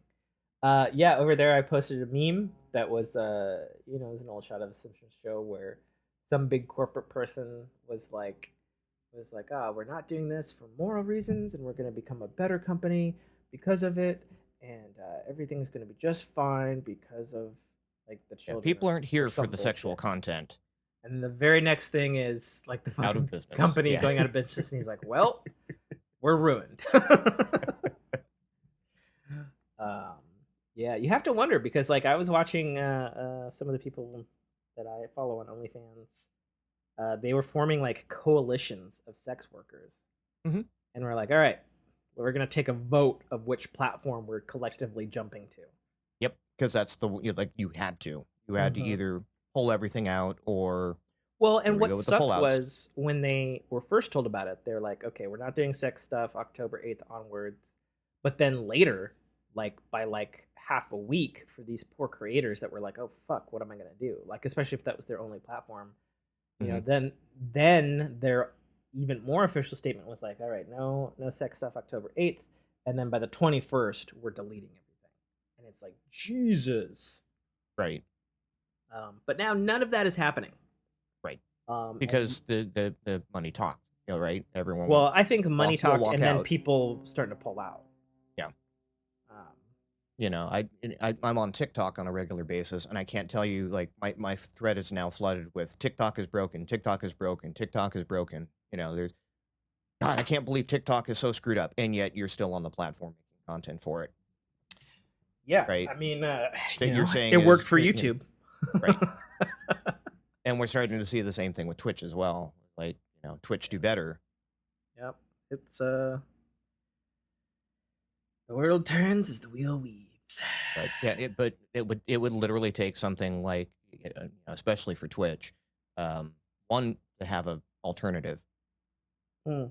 YouTube Yeah. ain't it. It's a whole different mechanism, but to have a viable alternative, and then everyone just kind of coalition together, not necessarily unionize, but just coalition together, and then go, well, the coalition of FPS streamers is moving our act over to Prime, or Well, I think the real problem um, is not like the PC or Mac players that stream, Mhm. Or stream with a capture card or anything like that, because you have the option to go whomever right streaming service console. Yeah, or console video direct service. streamers don't have an option. Consoles do not have an option other than Twitch. Right. Microsoft used to have an option, and actually so did Sony in the early Mhm. days of PS4. But all of that, the only one remaining is Twitch. Yep. So if you're a console gamer and that's built into your console, you only have Twitch. Yep. And the experience definitely varies by platform. Yep. I've said it before. But yeah, I'll say it again. but that's what it's going to take for hashtag Twitch do better. Yeah. For sure. So, good for all the workers on OnlyFans that rightfully planted their flag in the ground and did it in the, I guess, the appropriate way. Sure. Ironic, Oh. given the topic. They sure did it in the appropriate way. It's funny because like I'm a little bit miffed by that, because I was looking forward to some people leaving OnlyFans. Because I fucking hate the experience as a consumer on OnlyFans. Okay. Like it looks nice, but it's so fucking user unfriendly. Like it's okay. Like I don't even know how the platform got that big to begin with, because it's so unfriendly. Oops. No. I know. And I know. I'm just saying their service is so bad from a consumer perspective. And I don't know, the things that I was hearing from, the Sex Workers Coalition and all that sort of stuff is like, well, on their end, it's really easy and it's really clean and everything works good and the uploads work and yada, yada, yada. And it's like, that's awesome. Like, if you're sticking around OnlyFans, you need to fucking fix your fucking shitty fucking interface. Like, I don't understand why you follow someone, you can't just access a follow list. You have to put that into a sub list, like a fucking YouTube playlist, to find who you're following. How fucking obnoxious is that? Especially if it's like, we all know why you're there, and you're, there for a specific reason for probably a short amount of time. And it's like, you can't get in and get out easily. Right. Like it's, and it's like, well, and then the other now, thing. do you think that was intentional design, kind of, Vegas Casino? No, get you because so far down a rabbit hole that you can't get your way out. Well, the thing that's crazy to me is, so every time you log in, it asks you, you want to see male, bi, or female. Okay. Every single Pretty broad. time. Yeah. I don't have a desire to see any male person on Right. OnlyFans. I don't care what they're selling. But it asks you it every fucking time. And it's like, Isn't this what cookies are for? yeah, you'd think. Right? You would fucking think. So, yeah. Looks nice, not friendly from a consumer standpoint. But anyway, I digress verbally and vocally on my own platform. And the only other news we have in entertainment is the new Spidey. Well, we have the Nirvana baby non-story that do we is. want to talk about that? I mean, that's No, I really don't. so dumb. It's Triton Petty. If you want to know more about it, you can Google that on your own. Yeah, Google But Nirvana. yeah, it was baby. interesting when it came across the feed. But yeah, we have the Spider-Man No Way Home trailer. I have 2 more things I was going to talk about, and then we'll get Okay. into that as the last topic because obviously I'll probably talk too long about it because I'm a webhead. Well, we've got 2 more topics after that, so. Well, yeah. That's why I'm saying I want to breeze through. I want to try to hit all the things that. Gotcha. So you want to come back to that one? Yeah, that'll be the topper for Perfect. entertainment. So number 1, so me and the wife are big fans of the TV show Brooklyn Nine-Nine. Mm-hmm. And we're watching the final season, and this may or may not get a little taboo because obviously it's a show about cops and it's a comedy show, and they spent an extra year retooling the show because of what occurred last year. Mm-hmm. And the fans are very divided on the show now since it's its final season. Okay. So fans are not divided over like whether they're like they're not divided about the events that occurred the previous year in relation to the show. They're divided about the fact that the show was always able to just, I mean, the show is a fucking comedy show. Like, it's not meant to be taken seriously or real. We're talking about a show where the main character is constantly trying to do die-hard antics in a fucking police station and constantly endangers the lives of people around him because it's a fucking comedy show, you know. And they swung the pendulum so fucking far over to okay, well, we're a cop show and we're gonna address all these political things in a serious manner, and it's like, ugh. Sure. It's so. I don't watch Brooklyn Nine-Nine, but me and my wife, we watched The Rookie, and it had a very similar. Oh yeah, I mean, hard right turn. I know about The Rookie. I wasn't aware that they also did that as well. I mean, it makes sense. It's a cop show as well, and that's a more serious cop show, if I'm not mistaken. Right? Well, yes and no. Again, it's a Nathan Fillion. True, so it's got to be a little funny. Right, it much like Castle was, it had serious undertones on top of light humor. Yeah, that's true. Okay. And then again, it just went like hard right. Okay, we're going to address all of these things, and then even almost backed away from some of the comedy. Well, so it's really weird. So we've only seen the first 2 episodes, and the series is dropping really weirdly 2 episodes at a time, which is not how it is. And I get the sense from NBC that it's like, yeah, we need to just shoot this load and get it over with. Right. Unfortunately. And so the first episode was like so drastically changed from the previous show that it was. And they were like, they took a character that over the seasons had evolved into this like badass bi chick who was like always for like justice and all those things, and then in like the first episode they just like completely changed her character to be like super like all cops are evil, which is super insane in this particular show because she was like one of the more copyist cops, as it were, you know, like took the job very seriously. It's like, of all the characters you could have fucking forced this PC correction change on, let's do it with your token Hispanic bi police officer. Like, what the fuck? Well, that's what gave it weight, they say in the the room. Well, and so what was even crazier, so in the same episode, so they have Terry Crews, Hmm. which everybody knows, big, big, strong African American. And Hmm. in the episode, which takes place fictionally in New York, like he gets pulled over by other cops, Hmm. and he's a cop. Hmm.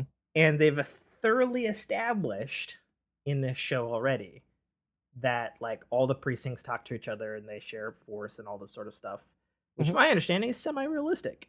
And Yes, so very it's much so. and so it's just like, holy Jesus, you're shoving this down like really hard. And then to top it all off, even being any stranger, then the second episode pops up and it's like none of that happened. And it's like, wait, what? Right. Wait, you're gonna course correct so hard that we're not even gonna acknowledge anything that happened in the prior episode that changed all the characters' lives. And I was like, you're off to a strong start for your final season. Awesome. Right. Like, what the fuck? I was like, I don't know. It's frustrating. Yeah, and I Yeah. understand that at some point in time you got to read the room. No, and I But get other that. I just times you think the can way you that it can you was can be the room, right? yeah, I just think the way that it was read was so mishandled. Yeah. Especially for a comedy show. If the show was, it's not a serious show in any way, shape, or form. And like me and the wife, like we always talk about how we have such a limited selection of shows that make us laugh that we Hmm. try to space out the shows that do make us laugh or give us like a warm fuzzy feeling, throughout the week, so we don't just like binge them and then we're done. Because finding another show that's like funny or heartwarming, for that pickup that you might need in the middle of the week, it's kind of hard because, we've burned through a lot of the old stuff that, you know, scratched that itch. And this was a show that always scratched that itch. And now it's just like, it was so off putting to us. We have two more episodes um, sitting ready to watch. And we're just like, I don't know. Do we even want to do that? Or do we want to try to leave Right. Brooklyn in our heads as it were? you Right. know um and then obviously, you know Yeah, I mean, it's just tough. This is, entertainment these days has very much, not that it wasn't before, but has very much leaned into uh, narratives. yeah, it's just unfortunate, because, well, so the final season's only supposed to be 8 episodes, so theoretically we only have like a couple more weeks left since they're shooting them off in two.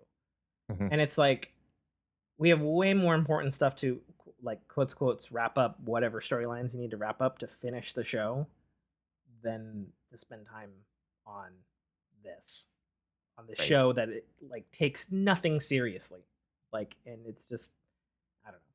Well, I guess, I mean, with it doing a double whammy, so basically you're looking at what, 4 weeks, and the Yeah. series will be out.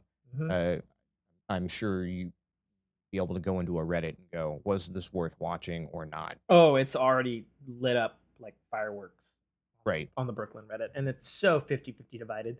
Some Hmm. people are like, yeah, they did the right thing, and other people are like, well, whether they did the right thing or not, they've wrecked the show so far.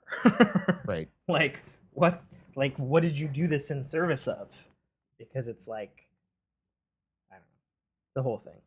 Anyway, I digress. So number one was Brooklyn, and then one that I'll have to talk about because millions of people understand, but more don't. So the final movie in the Evangelion Rebuild series, released on Amazon Prime a week or so ago, and uh, there's like several things about it. Like, it's a very, very famous anime series, Genesis Evangelion, Hmm. which had a one season in the 90s, and then they had two movies that collectively wrecked pretty much anybody. Like, the joke going on is like, with the series is like the series is fantastic, but the movies gave me PTSD. Because they're some of the most grandiose, most fucked up anime you could watch. Um, and the we call them the rebuild series because they decided to do 4 movies that were a alternate retelling of those Hmm. of that series. And the 4th movie we've been waiting 17 years for. Jeez. Yeah, because the anime director decided to make a fucking Godzilla movie during this 4 movie cycle, like a live action, the Shin Godzilla live action Okay. Japanese one. Sure, why not? And then things got really complicated because last year Netflix released the TV series again, but they redubbed it and retranslated it and wrecked it for a whole generation of people.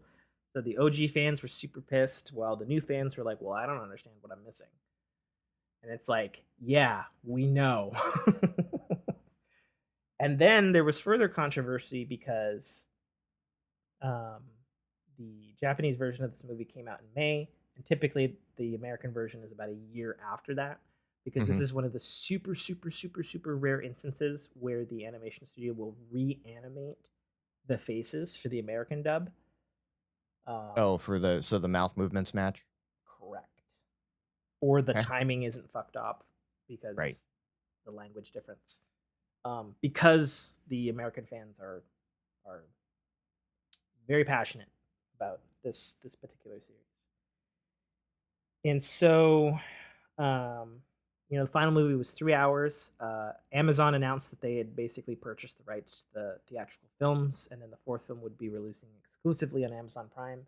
Thankfully, included with Prime membership and not a hey, give me $24. I mean, I totally would have, but because I have the 3 Blu-rays actually sitting behind me, the prior Hmm. films, and we've been waiting 17 fucking years. Right. So it was such a strange experience. Like I blocked off time. I told Jessica, I was like, look, I don't want to be disturbed. Like whatever we're doing, like I'm going to straight up ignore you for about 4 hours because I'm obviously gonna have to poop and get snacks and stuff at some point. But I have to see this film. Like and then she's like, okay, I get it.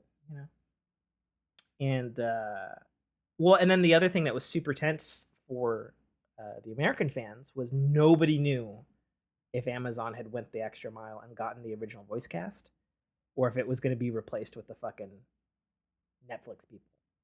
Right. Which, to their credit, they're just voice actors. They're just doing a job. It's just, it's not their fault that there's a different version that is obviously the weaker version of the original series on Netflix last year. Not their fault. I blame whomever the fuck was in charge of dubbing and Netflix for that. Right. So we were all super scared, like American fans, going into this movie because it was going on 4 days before the release, and nobody knew who the cast was, which is insane because they announced that it was coming to Amazon like in June or some shit, and we're just like, what the fuck is it going to be them? Is it going to be the cast? Who the fuck is it? Like we were losing our fucking collective minds. And then about 8 hours before it was released, I'm assuming NDAs.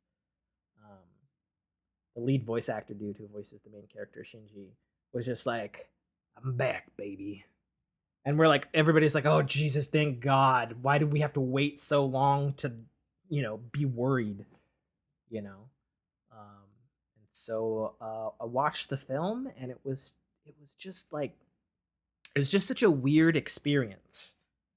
First of all, the film is great, um, but it's like one of those films that like you have to watch the whole thing, and like it's the sum of its parts, make it great, or you have to get to the end of the film to have absorbed everything and kind of think about it to go, okay, no, that was a really good final send off for this series for the second time in like Hmm. 30 years. Um, and it was just really wild because like when I started it, like it was one of those things of like, I don't know if I like this. This is good. Oh, what is this thing? Oh, what is this? Oh, I don't know if I like that. Okay, that's pretty cool. Like just the whole fucking 3 hours. It was such a fucking roller coaster. And then by the end, it's like, all right, all right, you did good. You did good, final movie that had 17 fucking years of hype. Because at that point, you have to, like, 17 years, you have to kind of temper your expectations. It's like, the first tempering was like, well, is this movie coming out? Like, ever? Like, are they really working on it? um, and then of course, it comes out and you start hearing some things and you're trying not to spoil yourself from the people who, saw it in cinema in Japan. And it's like, well, was it good? Like, what do we know? Do we know? Like, what do we, the whole thing and all that sort of stuff. And ultimately, it was a very satisfying final movie. And I'm actually really curious about the people who are like newly fans of this, because some people watch all four movies, because they stand on their own and they're on Amazon now, Right. and like they won't have any context of this 17-year hell between movie 3 and 4. And it's just like one of those things. I don't know, it's such a wild thing, and I just wanted to say it as a Neon Genesis Evangelion fan. That's probably one of my favorite animes of all time. Right. And it was just a wild experience. And then just real quickly, had literally some of the best animation I've ever seen in an anime. Like, it was really weird because like I rewatched the previous movies leading up to the thing, because of course I did. And like they already had like really, really fucking good, but it was just like there was like a quantum leap between movies in animation. And obviously there was a 17-year fucking gap. Whether they were working on it the whole time or not, I have no idea. But it was crazy because like the other movies, it was like, okay, well this studio worked on it and this studio. When we got to the credits of this fourth one, and I was like, oh, every anime house on the fucking planet worked on this. Okay. That's a very long credits list. And it's like, oh, I recognize that studio, I recognize that studio, I recognize that studio. Right. It was just like, holy Jesus, there wasn't anybody who didn't have a piece of the action. So, yeah, that's my thing. People should watch Evangelion. I do not recommend the Netflix version. Final note on that: some fucking company acquired the rights to the original series with the original voice cast, and there's finally being a Blu-ray remaster, because there hasn't been one yet. It's one of those animes that was like the rights were as fucked up as Spider-Man's rights. Sure.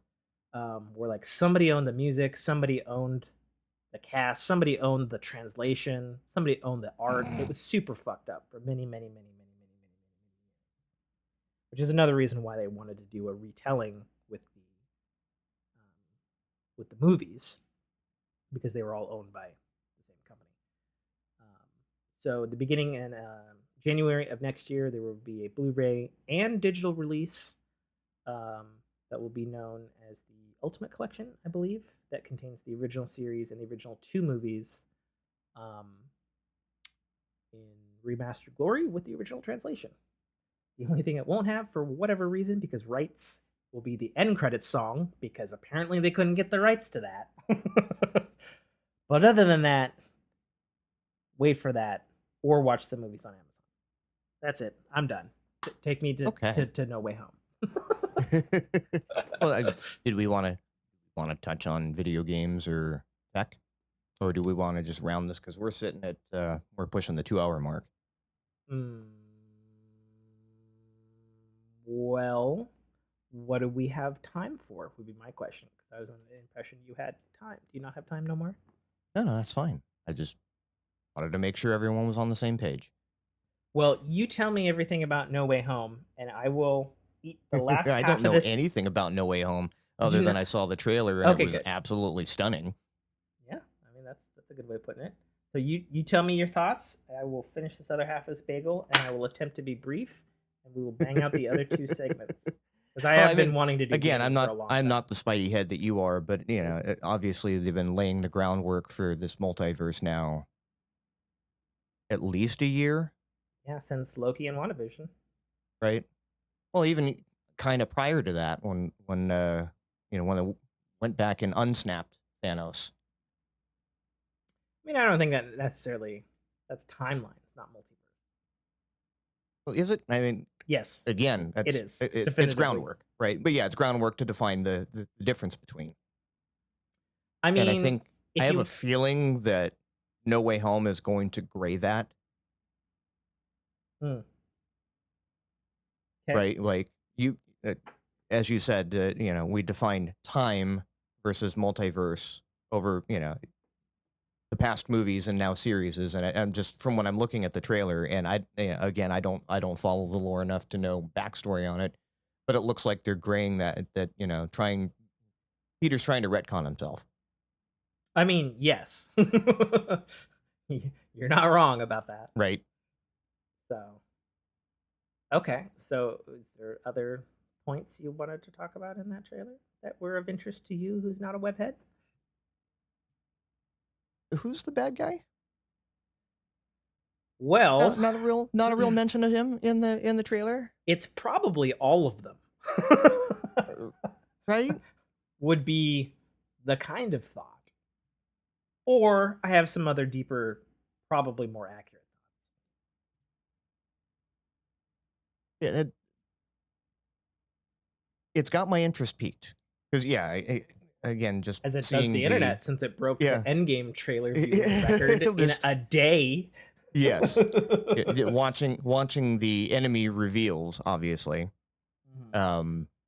as subtle as they could be, it doesn't tell It's you if true. these are I want to point out the remarkable restraint Mhm, either Sony or Marvel had in that trailer. right. You definitely knew who they were without them just being, you know obviously Doc Ock the exception, Yeah, Doc Ock is for sure the 100% confirmed one. right? But yeah, are these all in one instance, or are we exploring multiple instances and these are singular enemies, or are we going to have a bad guy team up, It's hard to say specifically on right? that one, but my money would be on Bad Guy Team Up because Sony has been trying to do a Sinister Six film for about a decade now, Okay. with or without Spider-Man. Sure. So my money would be on that. Whether or not we'll actually get Yeah, six, it'll definitely be interesting to see if Rocky loses, which we haven't seen in a movie in next to friggin' forever. well, Infinity War. But Rocky didn't lose. I mean, Creed died, but Rocky didn't lose. what type of analogy are we going for here? here, Nate. The Avengers lost what was left of them in Infinity War. Sure. Yes, time shit was able to undo a lot of that. But for a full year and a half, collectively, all anybody knew was that the Avengers lost, and clearly there was going to be another Spider-Man film. Right. you know. But So, yeah, I guess that's what I'm getting at. Is this going to be another one of those where they're okay accepting a loss well, what kind of because loss they are know you the thinking with? Because I feel like you're dancing around it. So out with it. well, no, like again, if you have the beginning of the there's the stammer, Hmm. Sinister Six, you can't just neatly tie a bow and clean them up at the end of this movie. Sure, you can. You think? Mm-hmm. Okay, then how do you move them into another movie? I don't think you You do. At least not with this particular cast. And then are you doing it justice, introducing 6 villains and I think from a movie working that's in a 2.5 to 3 hour time frame? yeah, I think in a 2.5 to 3 hour time frame, reintroducing old villains is the cleanest way you can get a Sinister Six without multiple movies of build-up, like the Avengers movies and all the Marvel stuff leading up into Infinity War. That is the Ab- cleanest you can do it within what's been established of the Spider-Man universe. Because we all forget that, well, at least I don't forget, that we have a Venom movie that is already existing that doesn't have Mhm. Spider-Man in it. There was a Morbius movie that was supposed to come out multiple times in the last like 2 years that for whatever reason also had the MCU Vulture It's a meme at this point. in it. Yeah. Um, and we've got Venom Let There Be Carnage that is allegedly been moved a little bit in October, but is still supposed to come out in the end of October.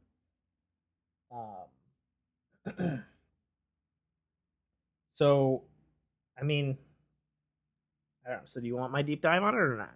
Sure. Let's hear it. Drink your water.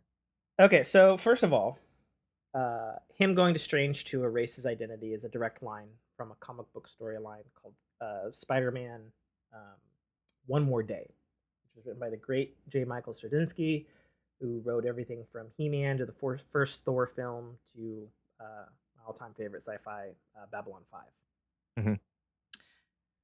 In it, he goes to ask Doctor Strange to erase everyone's memory that he's Spider-Man. Because prior to this comic book storyline, the original comic book Civil War storyline happened. And in it, Spider-Man unmasks in favor of the Superhuman Registration Act with Tony Stark. Okay. And of course, it's a huge fucking mistake because people immediately try to kill Mary Jane, Aunt May, all of his friends. Right. Some big criminals, some or some like on the street fucking criminals, some big bads. And so he goes to Doctor Strange and he's like, this was a huge mistake. Like, I can't keep my loved ones and my family together. Right. Tony Stark had the luxury of basically not having. Yeah, not really having targets anybody besides Pepper. Yeah. And if he did, he has 1,000 robots to protect him. Right. Peter is historically always fucking broke.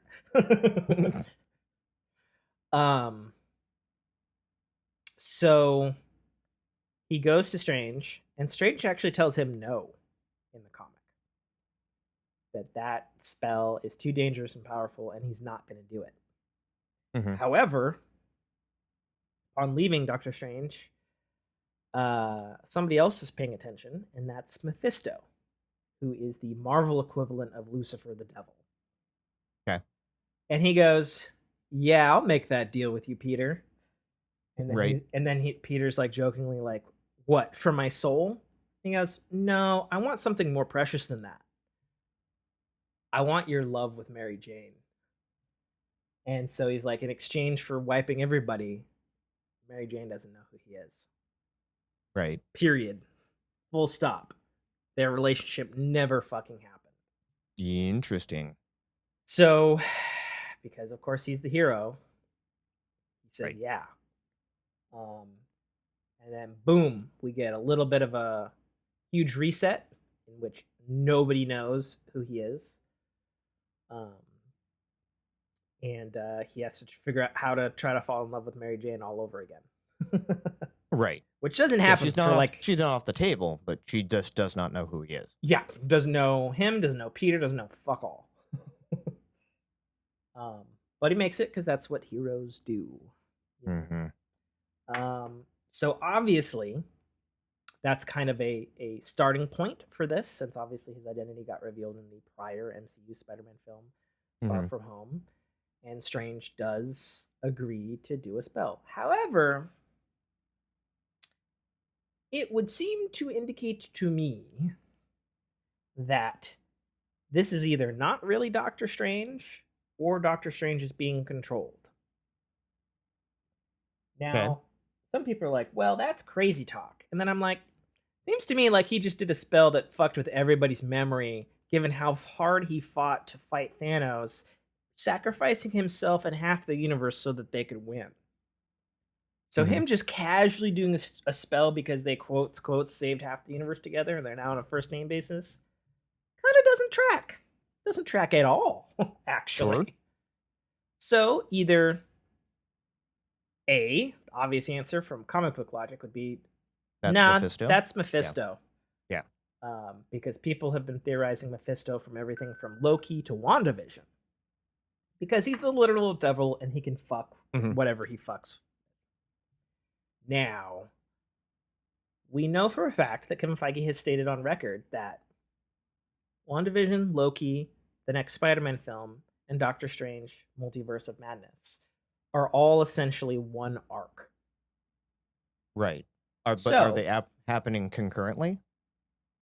I think they're happening sequentially, Okay. which is why Wanda happened. Loki doesn't really matter when it Mhm. happens, obviously. Because by all accounts, Spider-Man No Way Home appears to take place both immediately after the prior film, which we know is 6 months from Mhm. Endgame, which itself is 5 years plus since Mhm. Endgame. And then we know, because in the trailer we can see the seasons change, that it's probably about 5 months after that that Peter's been living with, being under the gun and hounded and stuff for being Spider-Man. Right. So WandaVision can, of course, take place in that time period, sure. Loki, it doesn't really matter. And, by all accounts, one could maybe assume, since Wong is in the trailer and he goes through Portal there after Doctor Strange winks, that Wong is showing up in the Shang-Chi film because we know he's, for whatever reason, underground fighting. Mhm. And the safe money on that would be, going back to also the No Way Home trailer, of why the fuck is it snowing in Doctor Strange's house? A, Hulk smashed the roof in Infinity War, and then other people are like, well, but then it's been 5 years. Wouldn't Wong have fixed it? And then the counterpoint to that would be like, well, also at the beginning of Infinity War, Doctor Strange and Wong were arguing about who had like $1.25 to get a sandwich because he Mhm. wasted his fortune trying to fix his hands, and he's a broke ass powerful wizard. Well, and again, if you're trying to reset a timeline from 5 years ago, Yeah, he probably had shit to. Well, and then the other thing too is, so the spell. First of all, the spell is not altering time; it's altering memory. Um, Secondly, there seems to be a substantial amount of evidence to suggest that yeah, they're broke, and that's why he's Strange is in a parka and is lighting a fire rather than magically using. Like the joke on Reddit is, he's the sorcerer supreme of magic and can light a fire, but he can't fucking hire a roof repair guy. Fair enough. I think there's good enough logic behind all of that to sustain that. But we know you saw WandaVision, correct? Spoiler alert for WandaVision, everyone. So the end credits of WandaVision was her with the Darkhold, which is one of the most powerful evil books in the Marvel universe, period. And she hears her children probably calling from somewhere in the multiverse. So we've now established that Wanda is the Scarlet Witch and deals with chaos magic and is herself probably on a level that's quite above the Sorcerer Supreme. And if she's being controlled by the Darkhold, who would know how to open the multiverse better than Doctor Strange?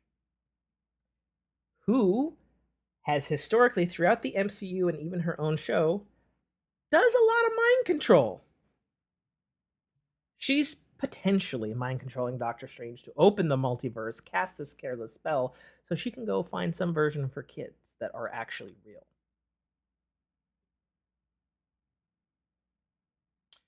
Sure, but the logic behind that is there's no fucking way Doctor Strange would do that. He doesn't do it in the comics, and he's way too nice about just casually doing a spell that affects the whole fucking planet.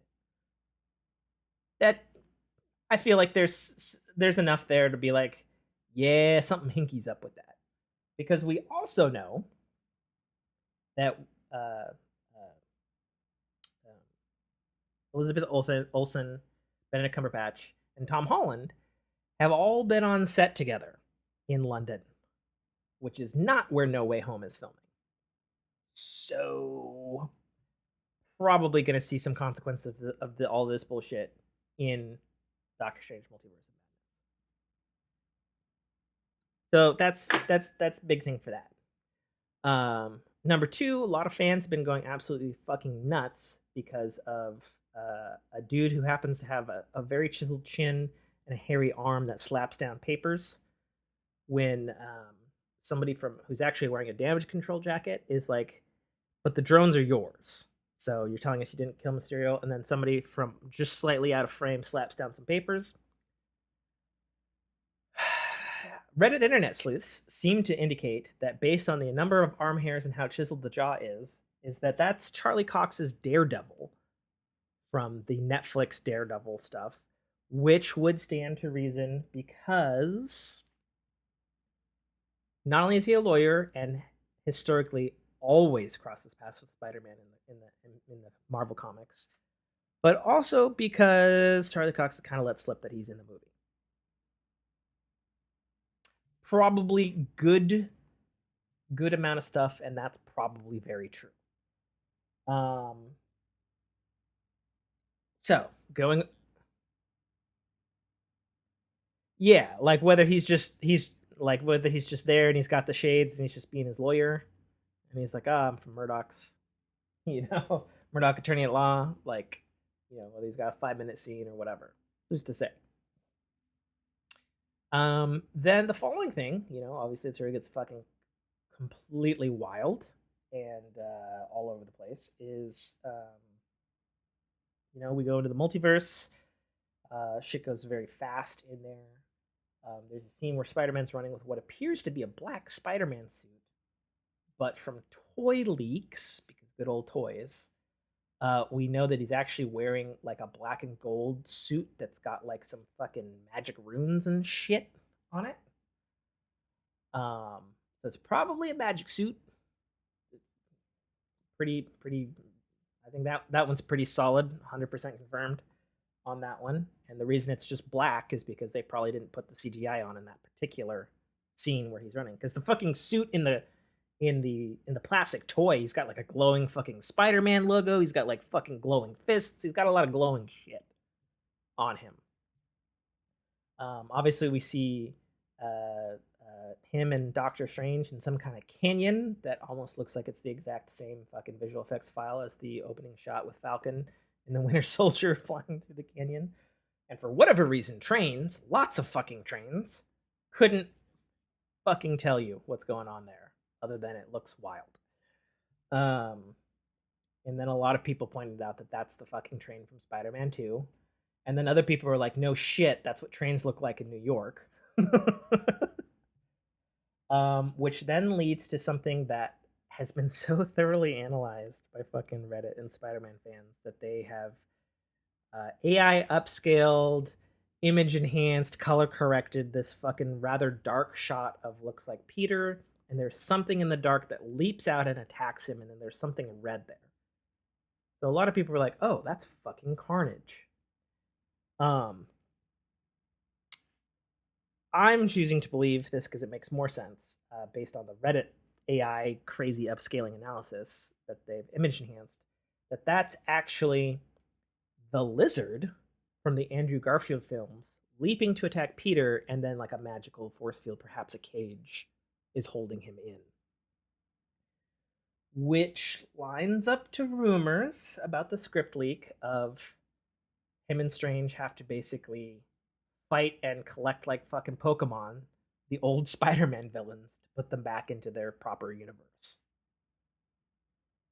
Which is like, okay, that kind of lines up, because there's also a scene in the trailer where Strange punches Peter and punches his astral form out of him, and he's actually holding like a weird cube looking thing, which also lines up with a leaked script that talked about that's like the cube key that holds the villains in this magical prison until they can get them right to the right part of the multiverse. And I'm like, okay, fair enough. Then we see a shot that I think is pretty much 100% confirmed, of a bunch of lightning yellow lightning that's coming out of a person if you freeze frame in the trailer. Anybody can see this. That is clearly Electro, specifically Jamie Foxx's Electro from the Andrew Garfield films, because Jamie Foxx is a loudmouth and told everybody that he's in Spider-Man 3 last fall. Clearly that's him, but what's more interesting is it looks like there's actually Spider-Man in the magical black suit, and then a wall of sand shoots up to protect him from lightning. This theoretically could be the Sandman from Spider-Man 3, whom, if anybody saw that film, he becomes a good guy in the end and helps Spider-Man. So he could be helping to fight Electro. I think that's probably pretty solid if we're doing some multiverse hopping shit. Because obviously the next scene is literally William Dafoe's Green Goblin laugh and fucking his pumpkin bomb, which was a holy shit moment for a lot of people. And it was actually a holy shit moment for me because I'd heard rumors he was in it, and he'd been kind of poked at it in some interviews for some other movies. And he'd done a really good job of avoiding the question. And so it would be pretty fucking awesome. William Dafoe's Green Goblin. Yeah, we don't know. Which then leads to the Alfred Molina Doc Ock from Spider-Man 2 moment, which Reddit has gone absolutely batshit about because there's a scene where Tom looks on like the freeway or whatever towards Doc Ock, and he clearly was talking to someone in a car, which has been analyzed to death by the internet. There's an African American woman there. However, her lighting doesn't match, and it looks very dark behind her. Like she is not actually in the film footage, and that was cut out to protect somebody else is there. A lot of people think that it's Tobey Maguire Spider-Man. I agree that it does look like some bad CGI, which is fine because you only see it for half a fucking second anyway. And it very well could be. Because the only thing we know for sure, regardless of set leaks, that appear to show Andrew Garfield Spider-Man, that appear to show Tobey Maguire Spider-Man, the only thing we know for certain is that Tobey Maguire was seen leaving Marvel Studios Kevin Feige's office at some point last year. That's the only thing we know for certain. As if it has every fucking Spider-Man movie person and every fucking villain, hard to say, but some stuff I feel like we can concretely say, yeah, that's Electro. Yeah, that's probably Sandman. You don't necessarily need Thomas Hayden Church to play Sandman, since it's just a fucking CGI character. You'd have a voice actor play that. You know, we know it's Jamie Foxx's Electro. We know for sure from the trailer that it's Alfred Molina's Doc Ock, since he's in the trailer, and because he was super blabby about it to a Paris news outlet earlier in the year, saying, well, he joked about it. He's like, what are they going to do? Fire me? My work's already done. I'm almost fucking 90.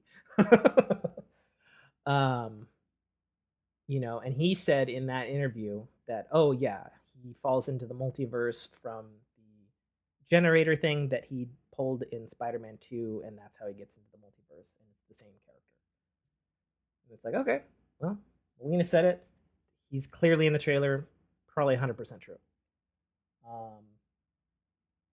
Now, as to where this film ends up with our Peter, I think it ends with him actually getting what he wanted, which is people's memories erased. Because the thing that is really crazy about the MCU one is he's had all this help from Tony and all this help from the Avengers. He's been very careless with his identity. And he has to learn that with great power, there must also come great responsibility, which is the original quote from Stan Lee, not the way the movie shortened it. So there you go, Nate. Who texted me that the power went out. So, shit.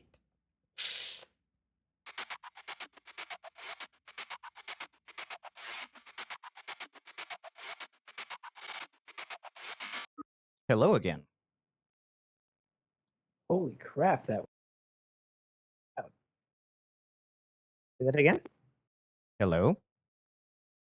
Hey, can you hear me? Okay. Cool. So that was weird. It is. So for the Fork audiences listening to this after the fact, mid sentence there, the power for my entire block decided to just die for a whole Indeed. 10 minutes. Yeah, I don't think they're gonna get that because I haven't hit record on the logic side. Let's do a full. Well, yeah, I started recording as soon as I came back up and running, so Oh, okay. we'll see how I'm hitting robust this equipment is on recovering right files. after a power Yeah, failure. because it fired back up and said, files on your SD card may have become corrupted. You may want to back those files up and reformat the SD card. Fiddlesticks. Oh, yikes. So we're gonna find out just how. Okay. So we might not even be using the house audio then. Might be Skype only then, huh? Well, we'll at least get this file, or we'll at least have the. I'll figure it out. I'm sure it'll manage somehow. Okie dokie. All right, I'm rolling on fork. Let's just do another cut in, please. So that works for you, but I still have to say something on my end. God damn it! I have that. That's a text tone. We can do that simultaneously. I don't fucking. Where is it? Where is it?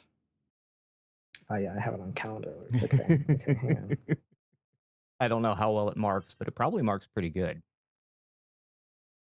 Yeah. Okay. So 5, 4, 3, 2, 1. There we go. Okay. It's super weak on my end, though. Cut in. Cut in. In case you're listening, Tim. No good deed goes unpunished. So yeah, we're back after a brief hiatus of power. Yeah, Nate's power went out. Fun. Usually that's my shtick when I'm recording. Yeah, I mean, I've popped the breaker in my office a couple of times with all the equipment I have running in here. And dude, don't yeah, get me fucking started. Same. And I don't have because I'm home. Especially since I added this fucking gaming PC. 1,000-watt light bulb there. Yeah. But yeah, since I didn't have anything else in the AC, that's a great idea. I didn't have anything else in the house on, so I was like, did I just blow the breaker to my office? Let me ring up my neighbor real quick before I start throwing breakers. And walked outside and it was eerily quiet considering, it's a nice hot 83 degree day in Southern California. Like, there's not a lot of ACs running. I have a feeling this one's block wide. And sure enough, he confirmed. He's like, yep, I have no power too. And then proceeded to want to have a conversation with him. Like, nope, I don't have. I've got to either I'm going to hop on my phone and hop back in the Skype call, and we'll at least, worst case, wrap up. Yeah, so, but no. While I was. What was the last thing you heard? You were talking about. We were talking about Alfred From Molina. Grandiose? Yeah. Huh. That's it.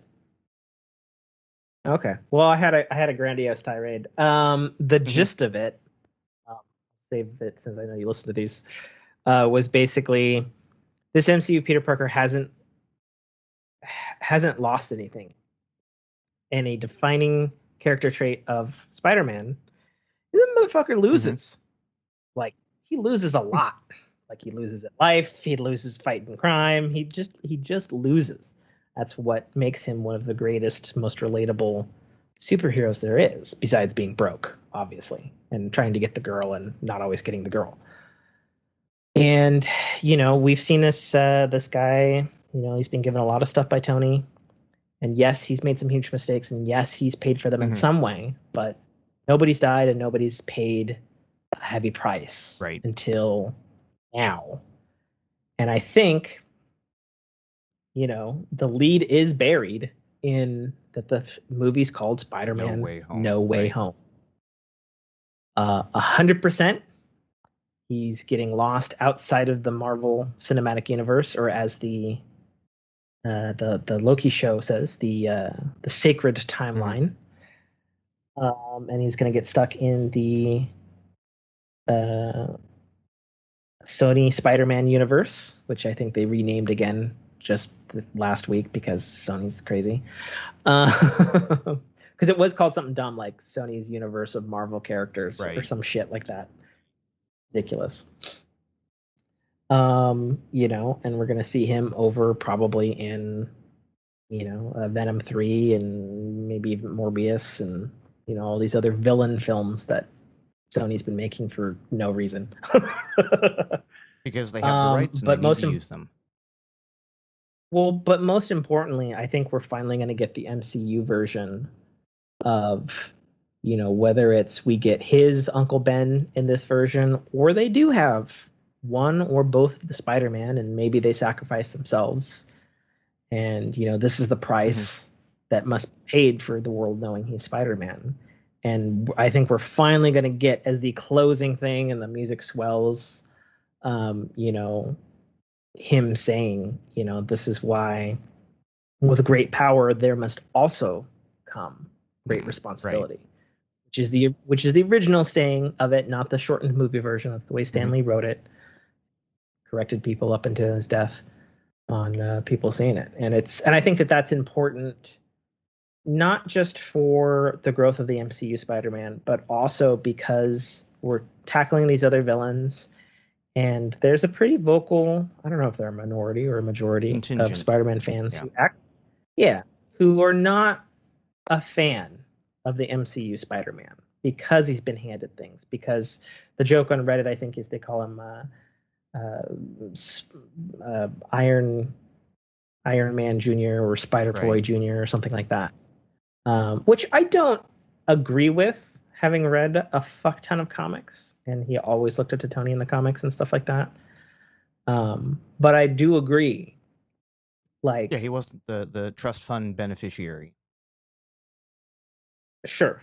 I do agree that, he's got to have some stakes that are higher. And I can't think of anything higher than he has to take away everyone who knows who he is to protect them. Even if they don't kill anybody, or they kill MJ, or they kill another Spider-Man, if another Spider-Man's in it, but I think that that's the way that it's got to go. No, makes sense. And either way, easily my most look forward to movie of the year because it's fucking Spider-Man. Yeah, that's what I got for entertainment. Good. Indeed. My AC just kicked back on. Yay, that's still working. Oh, good. Nothing's blowing. We're still live. Cool. All right, well, let's roll a little bit of text we've got in gaming, and we'll roll it into the last segment, and we'll bang out this last segment and call her good. Okay. Elon Musk is making a robot. He's really, really making a robot. But promises that it won't enslave the world. Same man that warned. Literally said same man that warned, 2017, 2018, that the creation of AI will be the undoing of man. And would be the most dangerous thing that we ever do. And yet in this very thing called him Tesla kind of the leader of AI, and called his cars in the presentation semi-sentient automatons. So, I don't know. It's crazy. We all knew we'd get there eventually. Elon said it and said that the prototypes are going to release next fall. I believe it when it comes to Elon, because the thing about Elon is everything he says he's going to do, he fucking does. And if that's not proof in pudding and putting your actions where your mouth is, I don't know what is. Right.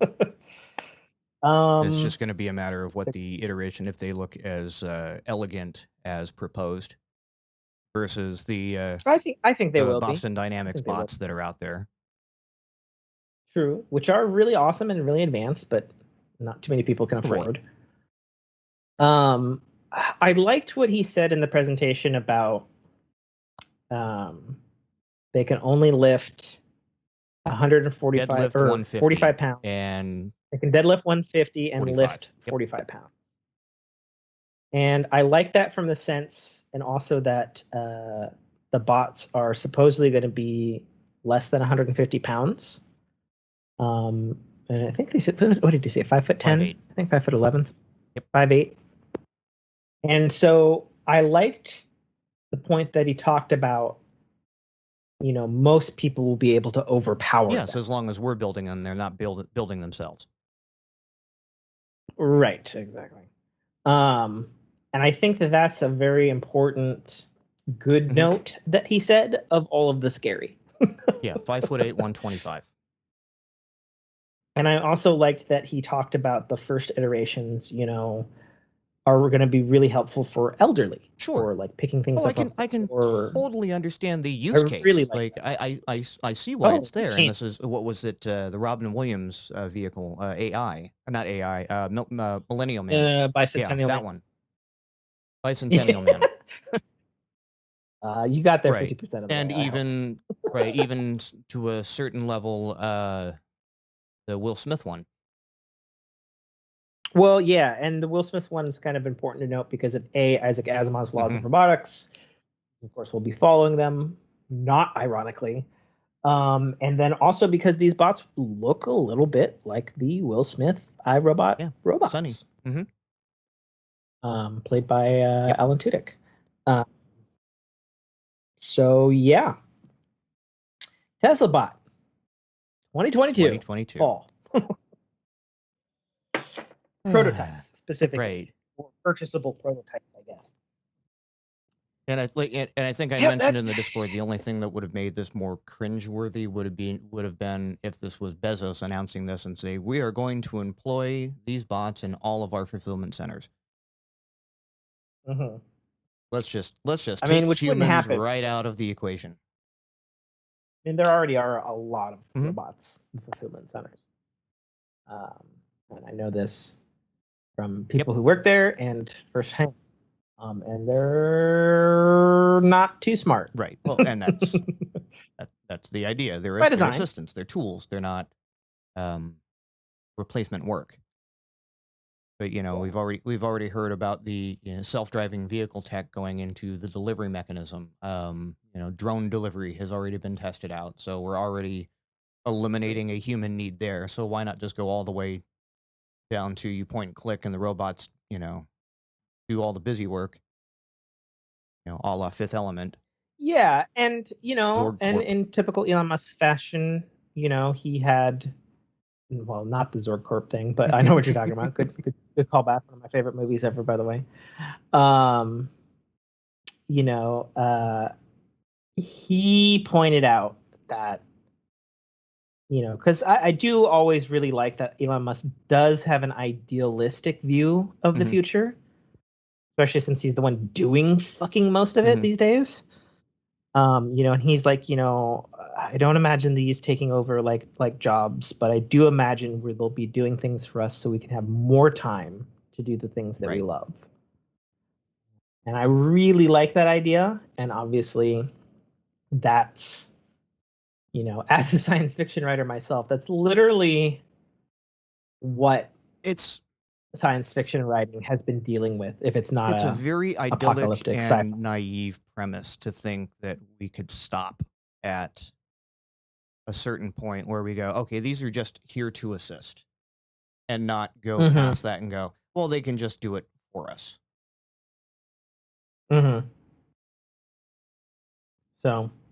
I don't know. I also go back to something that Elon Musk said 4 years ago, that he didn't think, even with his own company, I realized this was 4 years ago, but that we weren't going to have like true AI for another 10 years. And maybe that timeline's accelerated, maybe not, because as we know, AI has gotten very good, and there's definitely stuff that it can learn to do, and that's a thing now with AI stuff in literally every chip, basically these days, to some capacity. Well, I think a big part of that hurdle technologically was getting it into a package that would work in this type of application. Right? You obviously can't have a self-driving car with a mainframe in the trunk.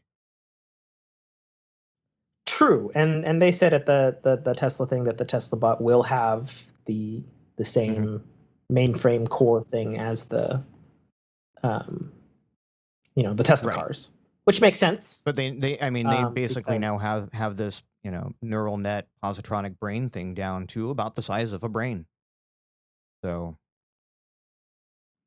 right, kind of. it's I mean, becoming practical in the it's a application lot bigger standpoint. than that, but it's definitely about the size of like 6 human heads, Mhm. sure.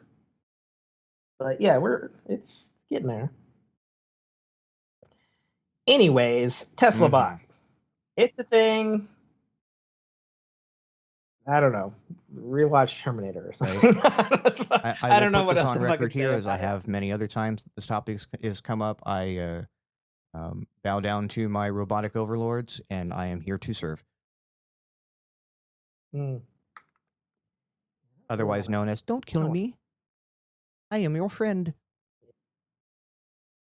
I don't know. It's also wild because this kind of thing, especially the application of these bots, is literally the application of the.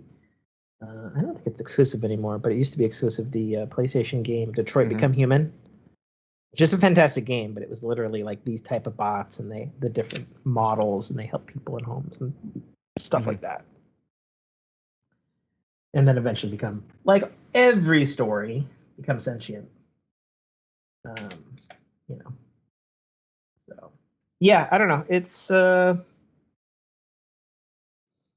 in the end game now. Right.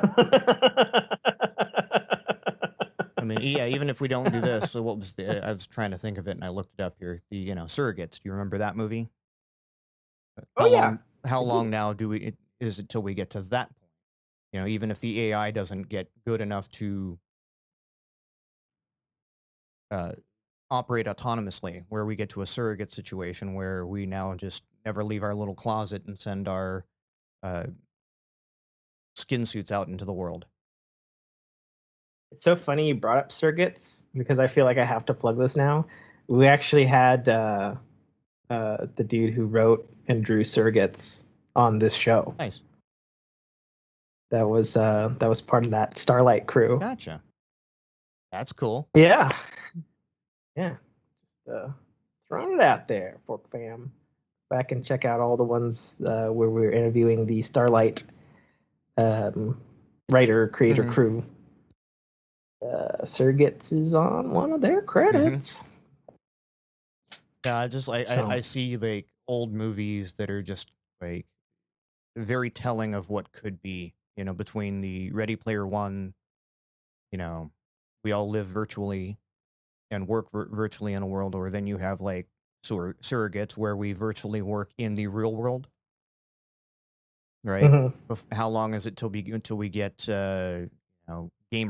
You remember that movie? Right. Oh yeah. But how long till we get to that point where we're skin suiting in real world environments with, bot avatars? Yeah. Minor correction point on my thing. The Surrogates comic book was written by Robert Venditti, which is not whom I had on the show, but I did have the artist, Brett Weldy, who's down in Old Oregon over there, and is a absolute lovely fellow to talk to. And also accredits his re-love of drawing comics and art all the time to his iPad and Apple Pencil, which I thought was interesting because I asked him, how stuff changed over the years and stuff, and he was just like, well, everybody's got a Wacom and digital and all this sort of stuff, and it's faster and stuff. He's like, but honestly, the iPad and the Apple Pencil are the closest I've gotten digitally to old pen and paper, and it feels fantastic. And it reinvigorated his love of the medium, which I thought was really interesting, considering literally what we're talking about technology and the intersection of fucking. Yeah, I mean, and you've got this my brother being my stepbrother being an artist as well. He's when he sits down at his easel, right, which he's got the giant Wacom screen. He's got a pretty badass setup, but what he can't do is whip open a notebook and sketch. right? Right. Can, but then now he has to then transfer that into some sort of workable digital format. Whereas the iPad and iPencil just, hey, I've got my notebook in my back pocket, do a quick sketch, and it was. Yep. Not an iPencil. You're dating yourself. I'm old, okay? Leave me alone. Oh man, I find I say that to people now more and more often. You'll get there, youngin. Anyways, that technology, the other big technology, for whatever fucking reason, Intel is entering really officially and honestly the dedicated graphics processing unit market.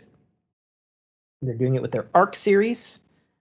I watched a fascinating hour-long video where they actually sat down with the Digital Foundry guys, which was awesome because they asked super hard-hitting questions, and sometimes they were allowed to answer.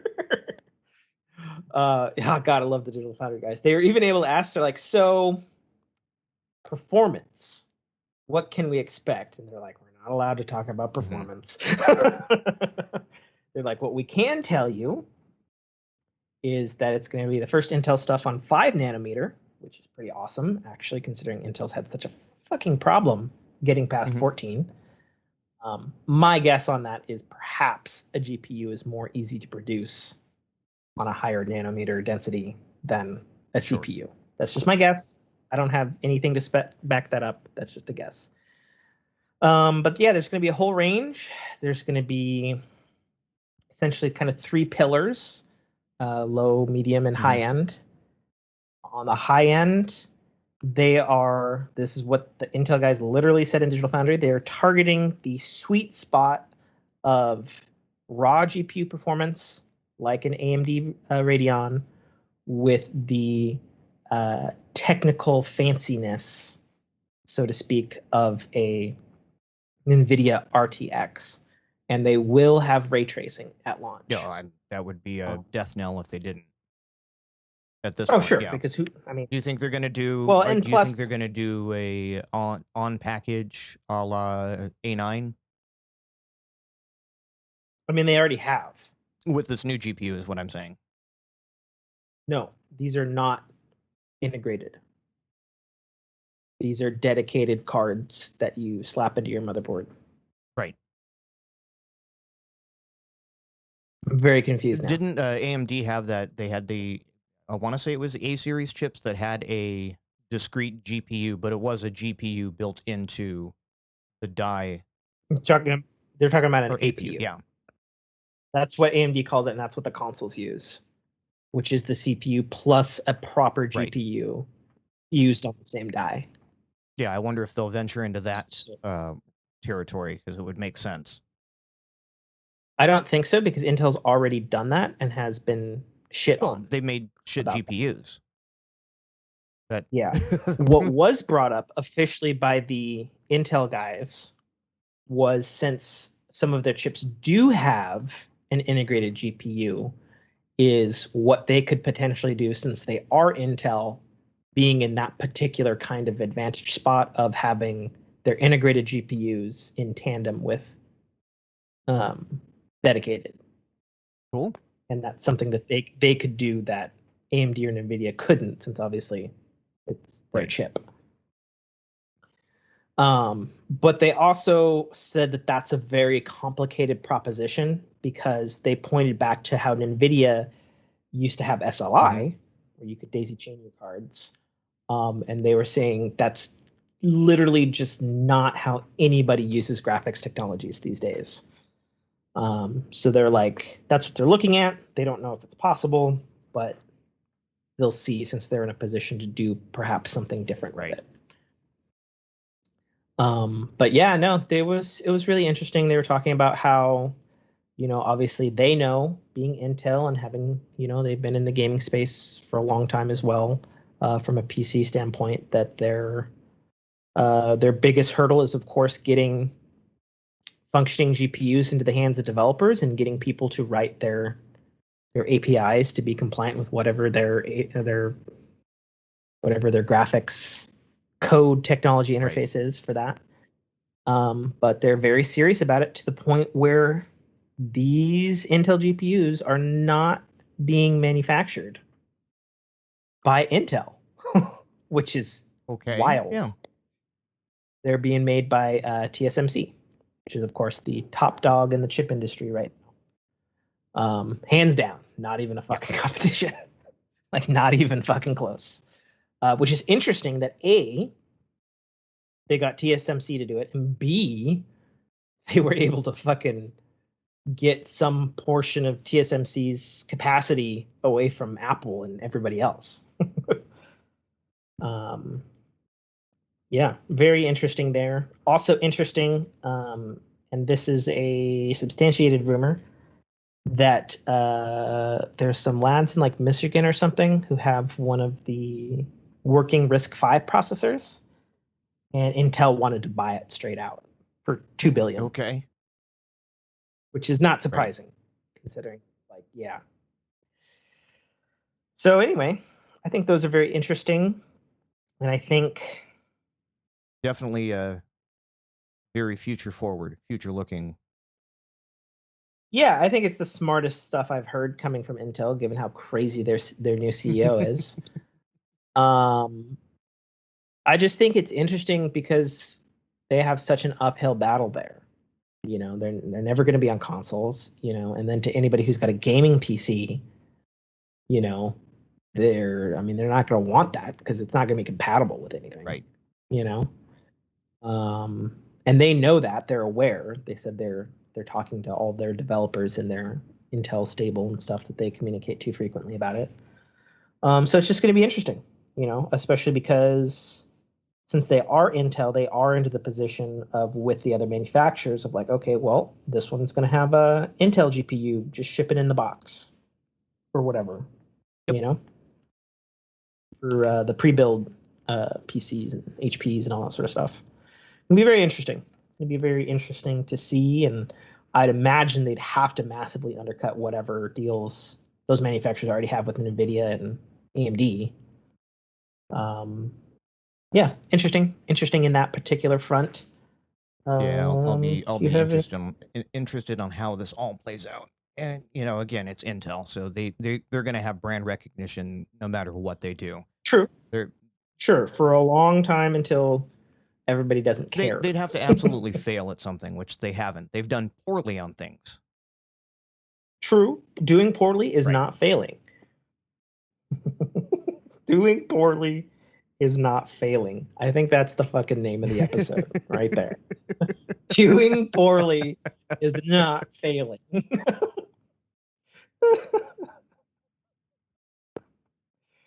Oh my god. Last bit of tech thing is this fall, old Xboxes will be able to play xCloud, and that is such good news for anybody who owns any old Xbox One series console. And to when I've brought this up with people, they're like, "Why would I want Xbox Cloud on my console when I can just have the game on it?" And sure, right? But there's that, you know, can you find a console? Can you find the console? Well, if you already have a console, and this is the thing, like because it's coming to Series X, and it's like, why would I want xCloud on my Series X? I have the penultimate gaming system at this point, but hard drive space is limited, right? So at this point, for you new gen guys, a new game comes out, I just want to try it. I don't want to sit here and download, you know, whatever 12 gig of data, install it, maybe have to move a game around or put it on a SSD where it's, you know, the performance is going to take a hit. I can stream it real quick. Okay, I like it. Now I'll buy it. Yep, and that's literally what the little video is that Microsoft had at Gamescom about it. The makes total sense to me. Us old gen guys, right, that can't get a console or can't afford a new console, or in my case, have a PC that I don't really need a Series X. I'm going to be able to play some Gen 9 games in Gen 9 fidelity on my Gen 8 console. Yep, and then just to be clear, the old Xbox consoles at launch, we still don't have a specific release date. They just said fall, so I'm assuming November, or if they're using the loose term of fall, December. They're specifically targeting 1080p Yep. 60 frames, which is Yep. perfect, especially for old consoles. So I think that's they got more than enough hardware to hit that 60 frames with the video codec coming in. I think that's going to be quite. And if I'm not mistaken, I'm assuming the data centers that house the cloud computers or house the cloud unit, they've all been updated to Series S's. Series X. Series X? Okay. Mm-hmm. They're all Series X now. Nice. They were, before that, they were Xbox One Yes. S before that, which was controversial in its own right. Yeah, so that's what I got to tech. You've been able to play anything? Video game in there? I jumped back into the most recent season of Destiny, as I am wont to do. So tell me about that, because I don't know what it's about. I hear people talking about it. I didn't watch the full review, but I did watch the trailer for the Witch Queen. And I do know from a tweet that full cross-save play is now enabled, yes. Enabled, and I got to do a thing for that, correct? Yes, you have to link all of your accounts through cross-save. I think I already. So if I already have them linked through cross-save, am I good? Yeah. Okay. Then you just sign into the PC and open a web browser. Sign into the PC, and you're. The caveat there is the friends list. Right. I know there's a Bungie friends now, and that's the only way you can see totally fine. Cross-platform that isn't like my clan. I can see everyone's cross-platform because they're all in clan, but non-clan, if I'm not on the Xbox, I won't see my Xbox friends until I add their Bungie name. Yeah, and that's totally fine. That's the way it works in No Man's Sky. That's the way it works in Warframe. That's the way it's gonna work in Fall Guys. That's the way it works in Rocket League. That's the way it works in Fortnite. That's totally fine with me. It's a little bit of a hassle, but I'm totally fine with that. It's a necessary hoop that, and again, you don't even necessarily have to do it, because you can still log on to your console and play with all your console buddies if that's just what you like. I'm never gonna cross-play. No harm, no foul. Yeah, I would genuinely like to have you hold my hand and dip back into Destiny 2. The new story is it's interesting. They finally got away from depositing motes as the 6-man activity. That was a very refreshing change. Didn't know that was a thing, but I guess it was a thing when I played last summer. Well, they got in this thing for a long time that they wanted their mechanic to be throwing balls at stuff. I'm okay with throwing balls at stuff. It's one of the better mechanics that they've done. Sure. I hate it. I absolutely hate it. There was half a second of hesitation there. I was like, that tells me everything. He hates it. And then he says he hates it. I'm a Nova Bomb Warlock that hates Nova Bomb because it does not go where I actually point the damn thing. The throwing mechanic is it's always just dex to me. So yeah, I was happy when they finally got away with that. But yeah, like everything, the raid was throw balls at stuff. Oh, the whatever dungeon or throw balls at stuff. The public event, throw balls at stuff. I'm like, okay, fine, let's stop throwing balls at things. And they went, okay, cool. Everybody loves Gambit. Let's make it deposit motes. And it seemed like everything, every mechanic there was collect motes, deposit motes, collect thing, deposit thing. And that was getting a little tiresome as well. So they kind of got away with it this time. Now it's not throw a ball at thing, but it's drag a ball up a hill. It's got a time limit on it. Yeah. That you like drag a ball, like you just carry it slow mo, almost. I don't carry to dunk. Carry to slam in portal, but you don't have enough time to. So the start of the Ore trade. But you don't have enough time to get there. So you have to work with your team to kind of do a relay race. But they didn't make it a fail state. This is one thing I really appreciate about this, because you walk up and say the rest of your team is just off and not paying attention, and you're like, great, I've got this ball that now drops and I can't pick it up again, right? And watch it roll all the way back down the hill or fall off the edge of the map.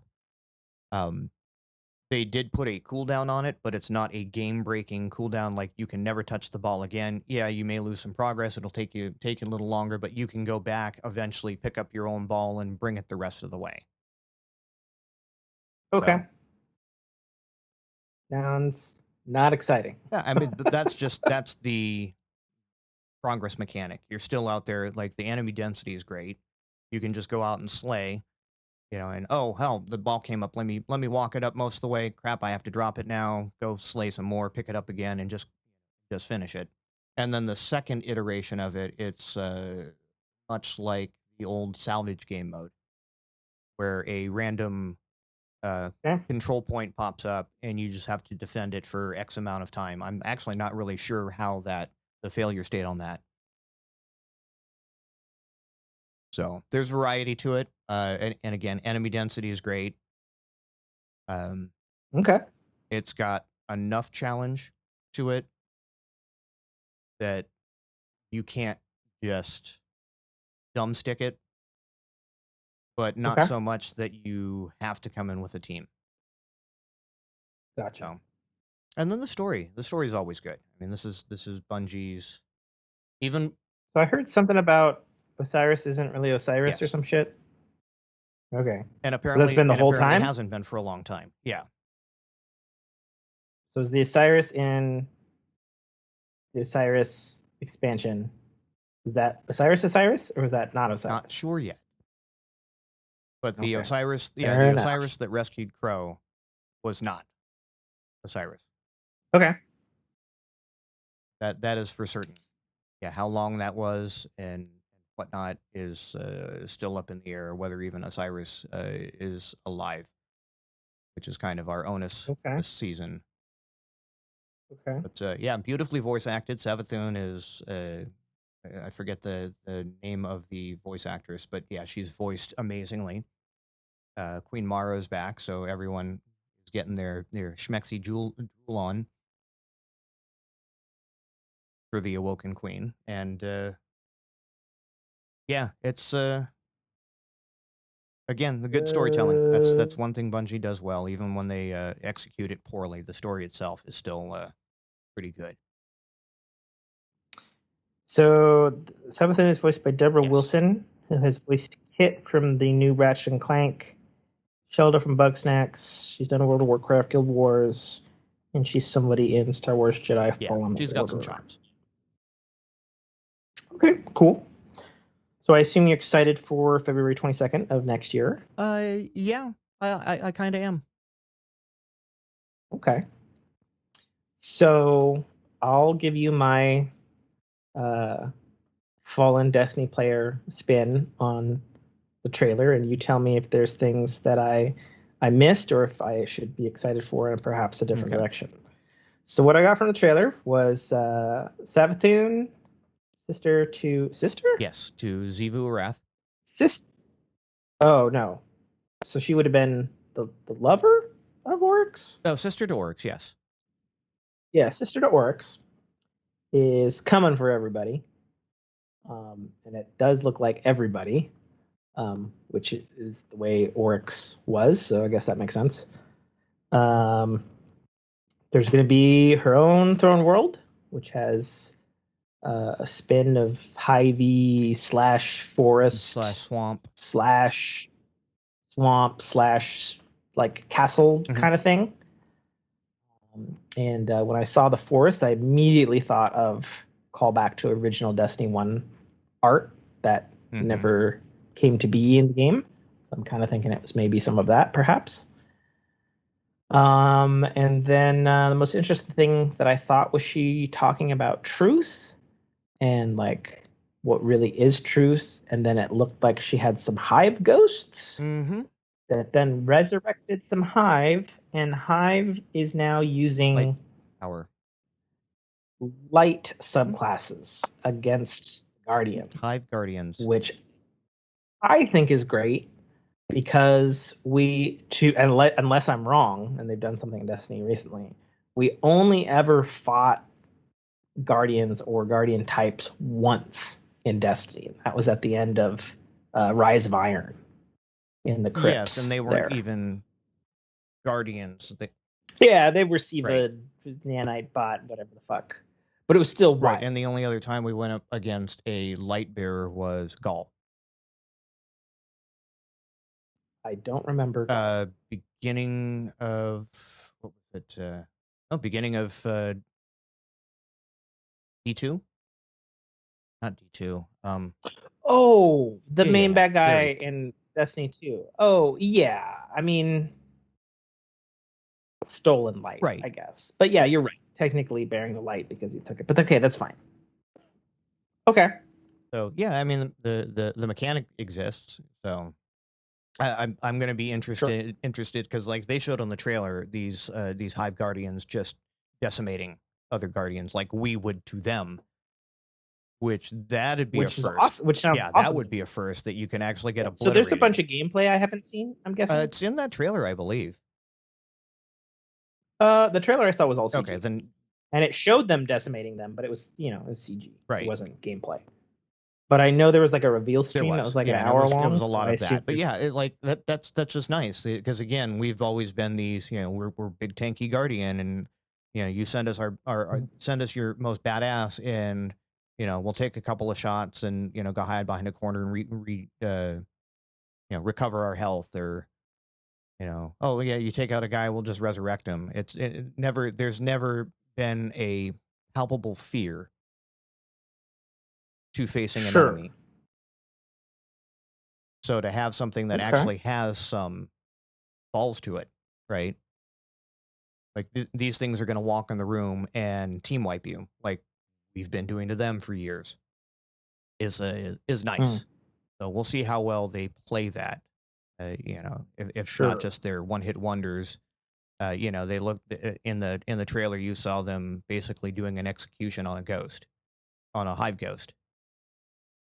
Right. I wonder if that's a mechanic or if that's just part of a trailer. Like, haha, I defeated one. Now I'm going to crush its ghost as part of a cut sequence. Or if this is going to be a mechanic, if you want to keep this hive guardian from rezzing itself or rezzing its buddy.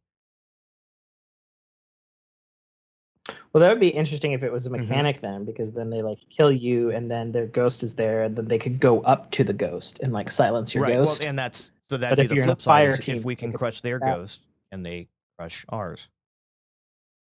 Ooh, I didn't even think about them being, because it did show them being resurrected. So if they get resurrected again, that'd be cool. Yeah, I'm down for that if it's just actually that way. So yeah, we'll see. We'll see what that closer and closer we get to that. What that actually looks like, or even what the story tells this final season, because it's a long one because of the delay. Yeah, I'm aware of that. So okay, we shall see. Interesting. Now this is one. Now this is an expansion people have to purchase, correct? And is this a $35 expansion? Is there? Do they have a price on this yet? Yes, there's multiple prices. I believe there's a $35 base tier. Let me pull it up, because I've heard the tier you want to get is 100. Why? Why is the tier you want to get 100? I'm looking at it from Beyond Light turned me off so much I didn't complete it. So I'm looking at it from like, well, maybe I'll give Destiny another shot.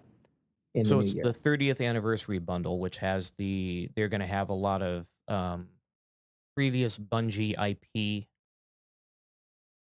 Oh, I did see that. I saw pictures of that. There's a thing that looks like a needler. There's a thing that looks like the marathon helmet. Yeah, that's fine. That's cool. And there was a bunch of rumors and leaks that maybe they were getting some even more officially Halo stuff, since they're going to be so close to Infinite. Right. Apparently, like, the Warlock Bond is a Halo ring, so you'll be getting that. Oh, yeah, I heard that. That's I've seen the pictures. It is a Halo ring. Well, and also cool that they Microsoft let them do that. Even though, yes, they created Halo, but they don't own Halo anymore. It's part of the great Microsoft Bungie divorce. But again, you don't lose anything by doing that. Again, you know. Sure. It's free advertisement for them.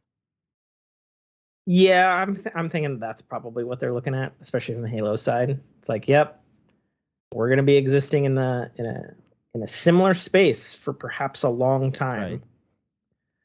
Right. Especially since from the get But yeah, you've go, got the standard edition, which is exotic gear, weapon crafting, glaive, 6-player activities. Then you have deluxe, which is all of the seasonal content from 16 to 19. So instead of buying the monthlies a la carte, you buy the whole season, which is what I've basically done. And that's probably the $60 version. 60 to 70. So that doesn't entice me because no season has been good, in my opinion, that I partook in. And even the last one I got, which was the one that happened during Prophecy, there was no reason to get that. So you would have. Prophecy was the highlight, and I didn't actually need that for Prophecy. Right. So yeah, this is basically buying the game and then the year's worth of seasons in one shot. Yeah. So that's the deluxe edition. Then there's the 30th anniversary bundle. Sorry, the deluxe edition has the seasonal content, 2 new dungeons, an exotic sparrow, an exotic SMG, catalyst ornament. So yeah, visual stuff. Now there are these 2 new dungeons coming at launch, or they're later? Within the year 5. Yeah. Okay, so they're promising 2 dungeons for next year. Okay, so in terms of raw content for the Witch Queen, what are they promising? How many story levels? I assume a raid. They're supposed to be doing 2, either a raid or a dungeon every 3 months. Now that doesn't say whether it's a new one or in addition to a new one, or if it's reprise content. I know there is going to be reprise content. They're bringing back some of the old raids. Which ones, I'm not exactly sure on. Yeah, but they've said that since Boulder Glass. But they're actually doing it now, apparently. And we'll see. But yeah, I think, the deluxe edition is probably the one that most people will get, just so that you have, they're going to play it regardless whether the season's good or bad. That is you're not.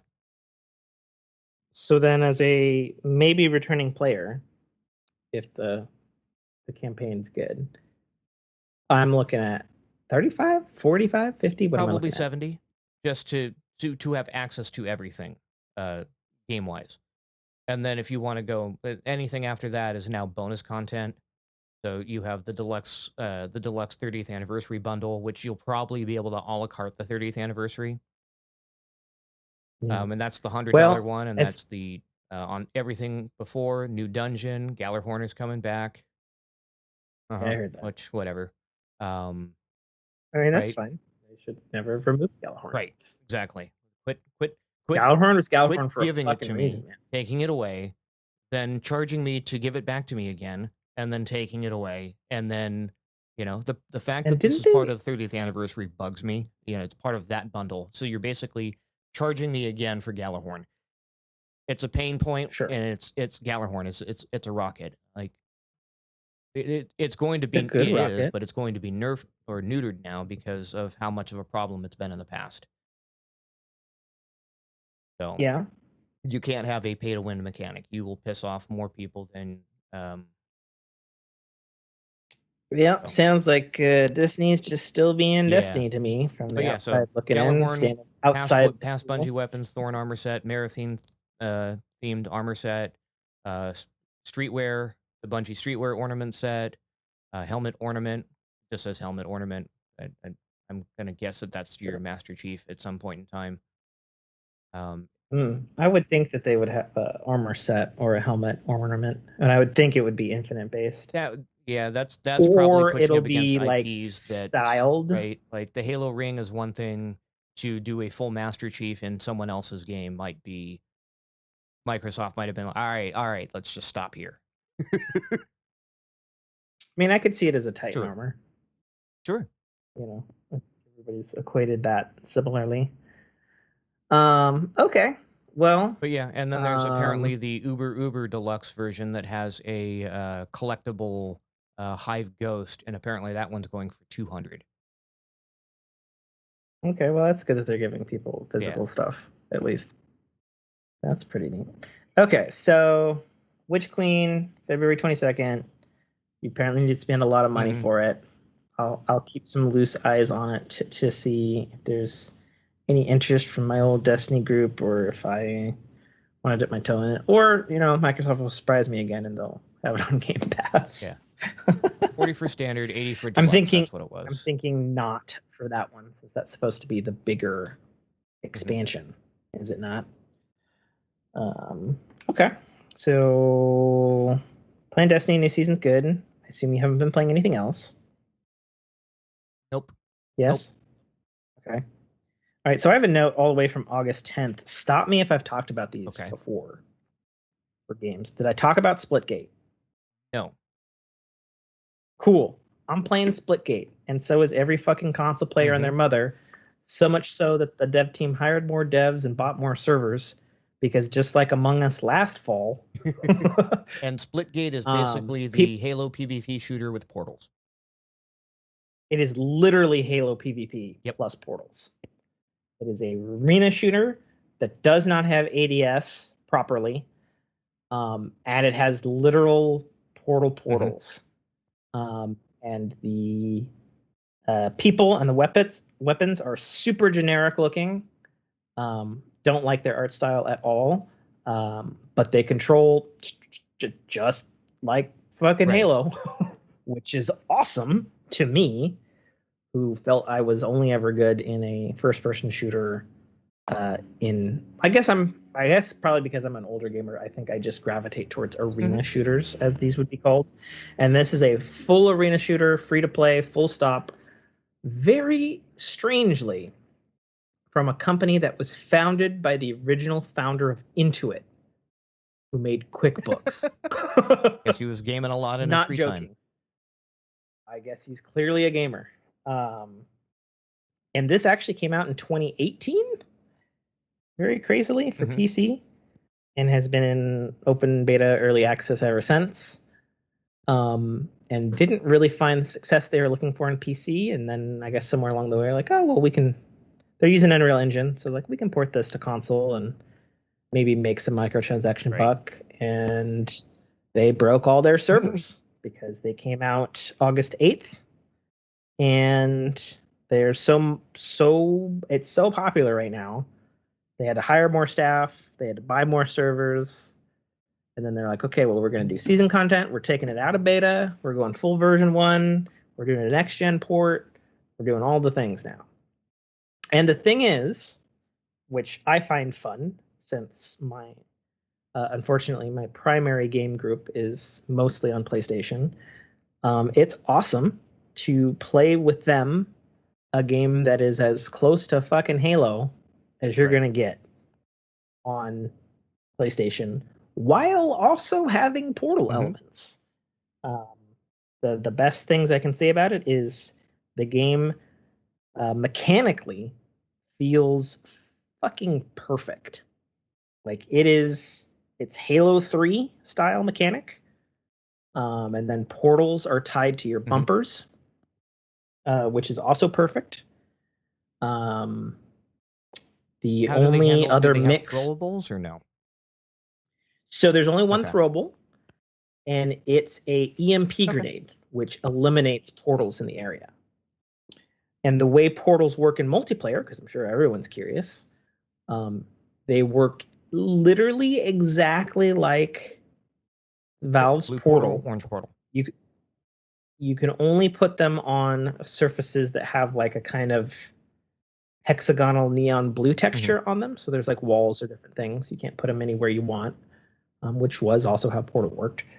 And interestingly, for the multiplayer side of the thing, when you make a portal, you can see through your portal, but enemies cannot. They can go through your portal, but if you're standing next to an enemy portal, you don't know what you're looking at. You could shoot through there. You might kill someone. You might jump through and get a sneak attack. You don't know. It's uh, it's a good compromise on the mechanic from just being able to see through Right. holes. um, so besides the gunplay, which feels perfect, literally don't expect anything different than the Halo weapon set. Mostly the human weapons. There's a couple of weapons. There's the sword is a Mhm. bat. Um, there's a plasma rifle that's kind of similar to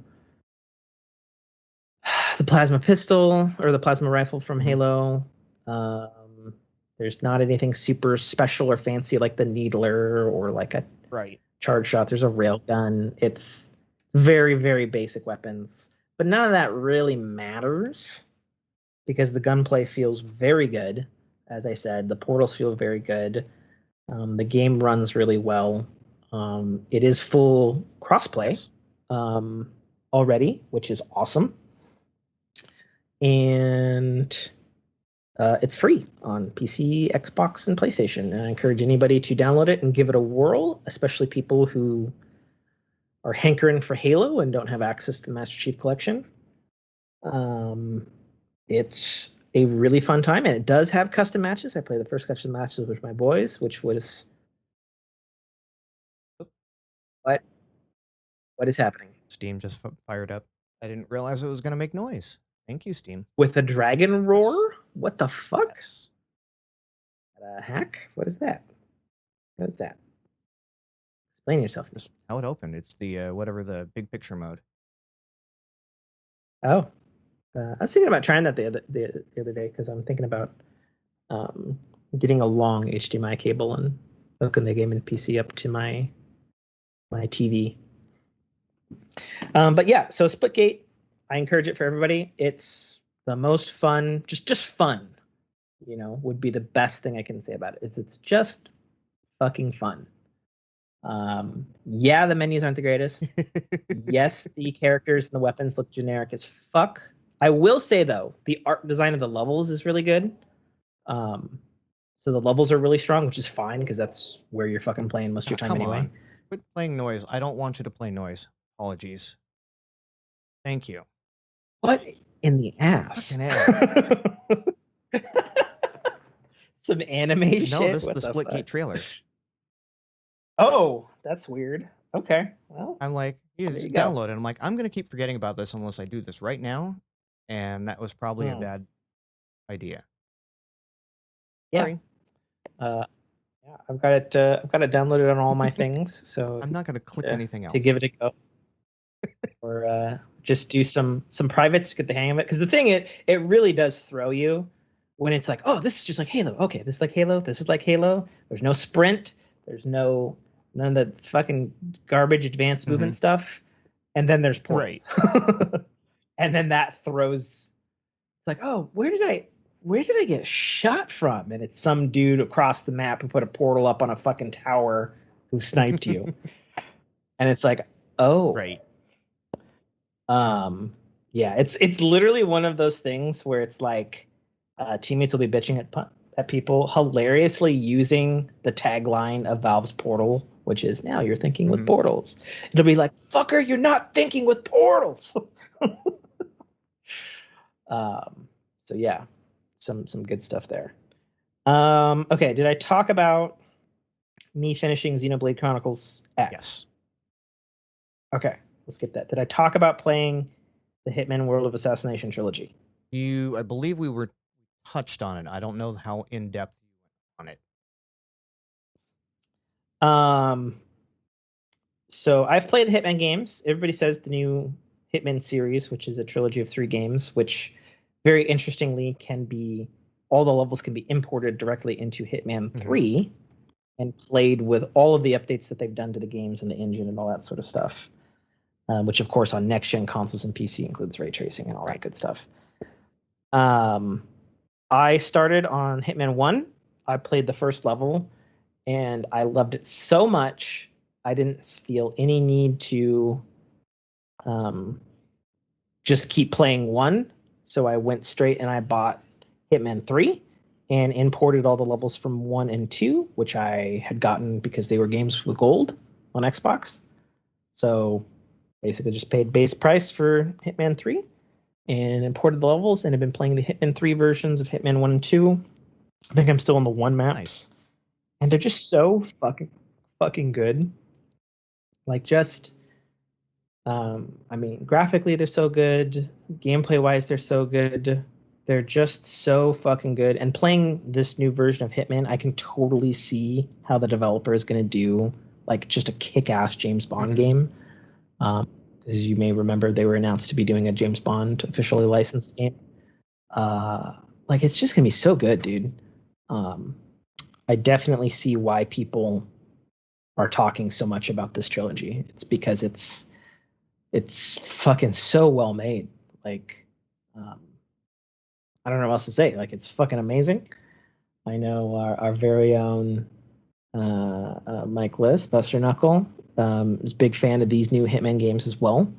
And they're just really good. They're clearly the best stealth game / one of the only stealth games you can fucking buy. And they just play well. They look great. They run great. They're just so impeccably designed. And I know a lot of people have said this over the years, but I played the Paris level, and there's just so many different ways to go about your assassinations. Like, you can start in, you fucking abscond with a runway model, you run the runway of this Paris fucking thing, you fucking poison some dude's drink because you took a guy's fucking thing, you break a gas line, like just so many ways to tackle it. And you can just tackle any of your assassinations any fucking way you want. And it's so well thought out in terms nice to of have like freedom to actually play a game, even when it is on it's rails. really right? free. I mean, sure, all games technically, if you really want to get down to it, are on rails to some degree. But the way and the amount of freedom that they give you, and also they're really smart about, like in the old Hitman games, it's like, oh, you need to take them out this way by like throwing them in the trash compactor or the fucking wood chipper or something. Like the way it tackles it in these games is you get dropped into a mission. You have to kill.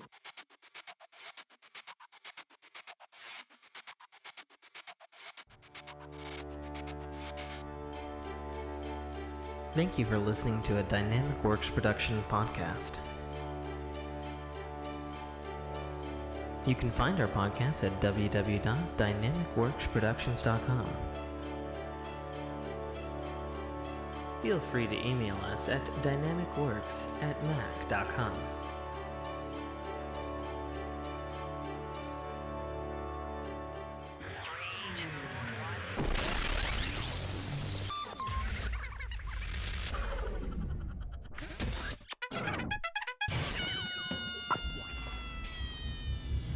Dominic Armato, the voice of Guybrush Threepwood, and you're listening to a Dynamic Works production podcast.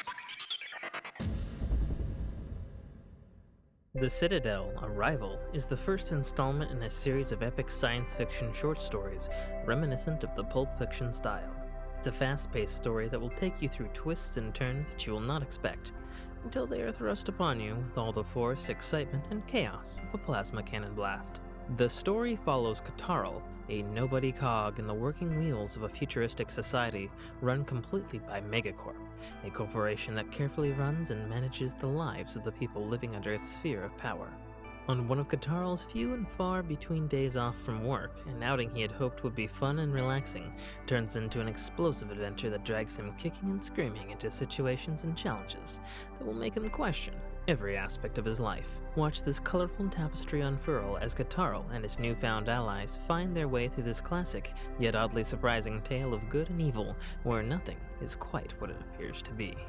That's The Citadel, Arrival, by author Tim K.A. Trotter, available right now on Amazon Kindle Store and iTunes iBookstore for only $2.99.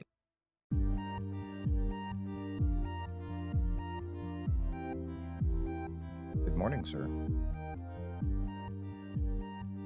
I can. Got a little choppy there. Go.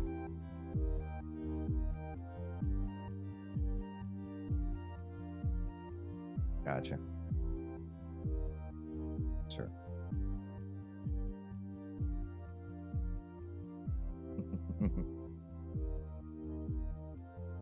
Yeah, you're doing the microwave coffee. I'm doing a cup of 7-Eleven's finest.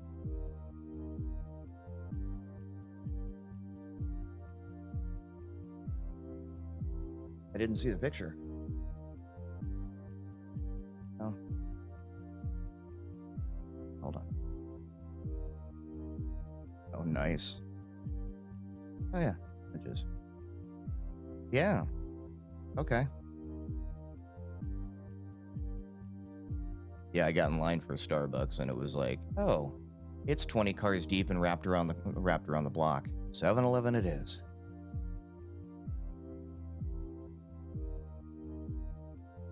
The Shell station around the corner from my work in particular, they actually do a pretty decent cup of coffee. So, but yeah, 7-Eleven is, it'll get it done.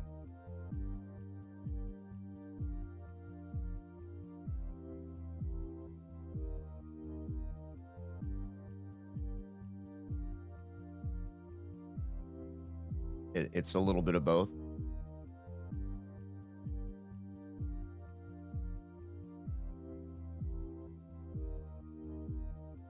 And I am recording, so good.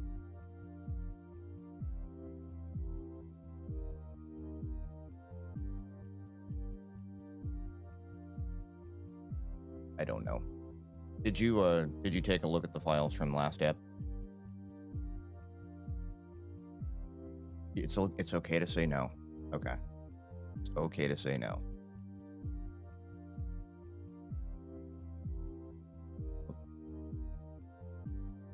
It's been 2 weeks.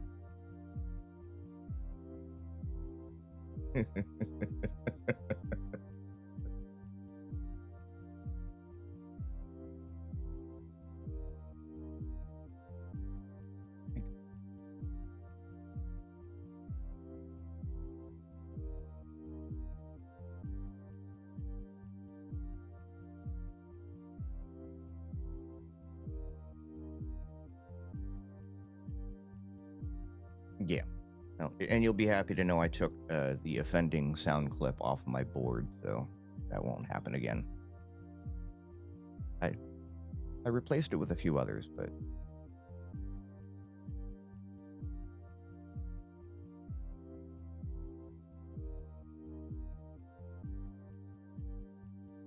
yeah, Ian posted the video, and before it even finished uploading, got an email from YouTube with a copyright claim, and he's like, really?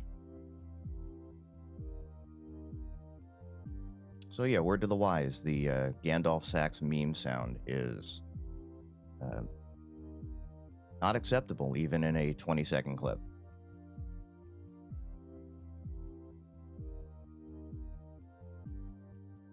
Right? I don't even think it was 20 seconds, but yeah, like, really? Come on.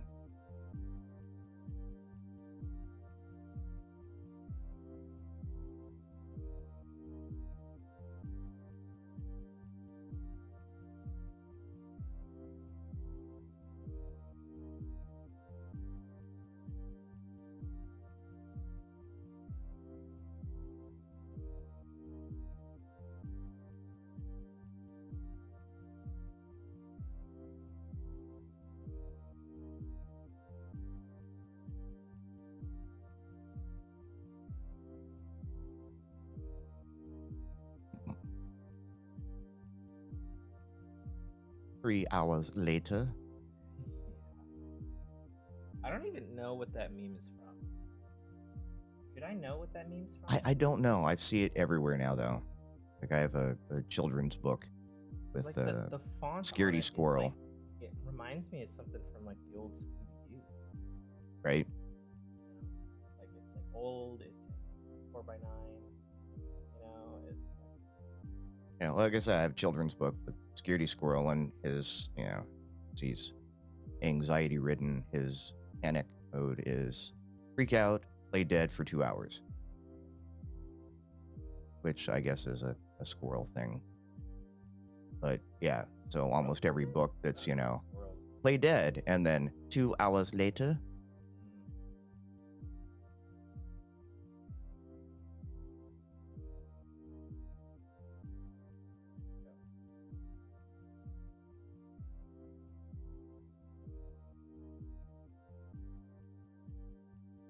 It's funny, like I never saw it around until my buddy Dan used it in a clip, and then I started seeing it everywhere. Yeah, that time he accidentally deleted Destiny off his PlayStation.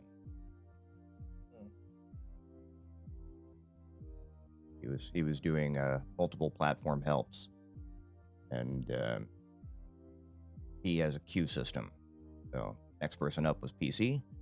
So he went to shut down Destiny and scrolled down, hit delete, confirmed, and away it went. And we all kind of saw it, and we went, did we just see what we thought we saw? So he finished his raid help on PC, went back to PlayStation, and promptly fired up Destiny 1. Like, wait a second. Where's my Destiny? And we're all, we think you deleted it. Like, oh, shit. Oh, no. Guess we're doing PC helps today. Monkey.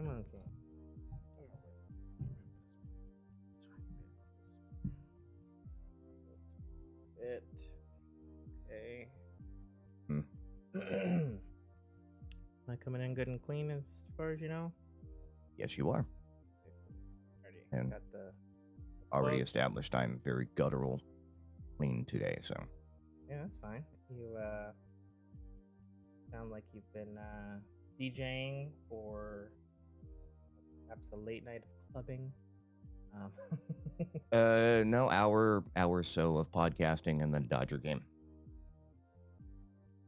Oh yeah, I saw your thing go live, but I was streaming the game. All good. Okay, well I'm here. Sorry I'm a little bit late. I have coffee. I have the family. The family is accounted for the next couple of hours. Sweet. So Okie dokie. the only thing on my plan at this point is some more production work for upcoming packs. So, yay! Yeah. Okay. See, I don't even know where that yay is from. It's obviously a kid. I don't either. That was some sound clip I picked up. Some video shit or something. Okay. Oh, hey, I remembered. All right, let's put the do not disturb on the phone. There. Okay. Let me do that for the PC notice too.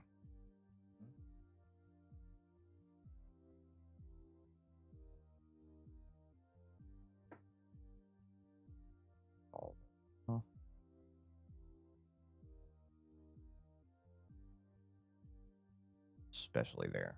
Okay. All right, we should be good. All right. We ready for a 5 countdown and a mutual cut in? Sure. 5, 4, 3, 2, 1. Cut in?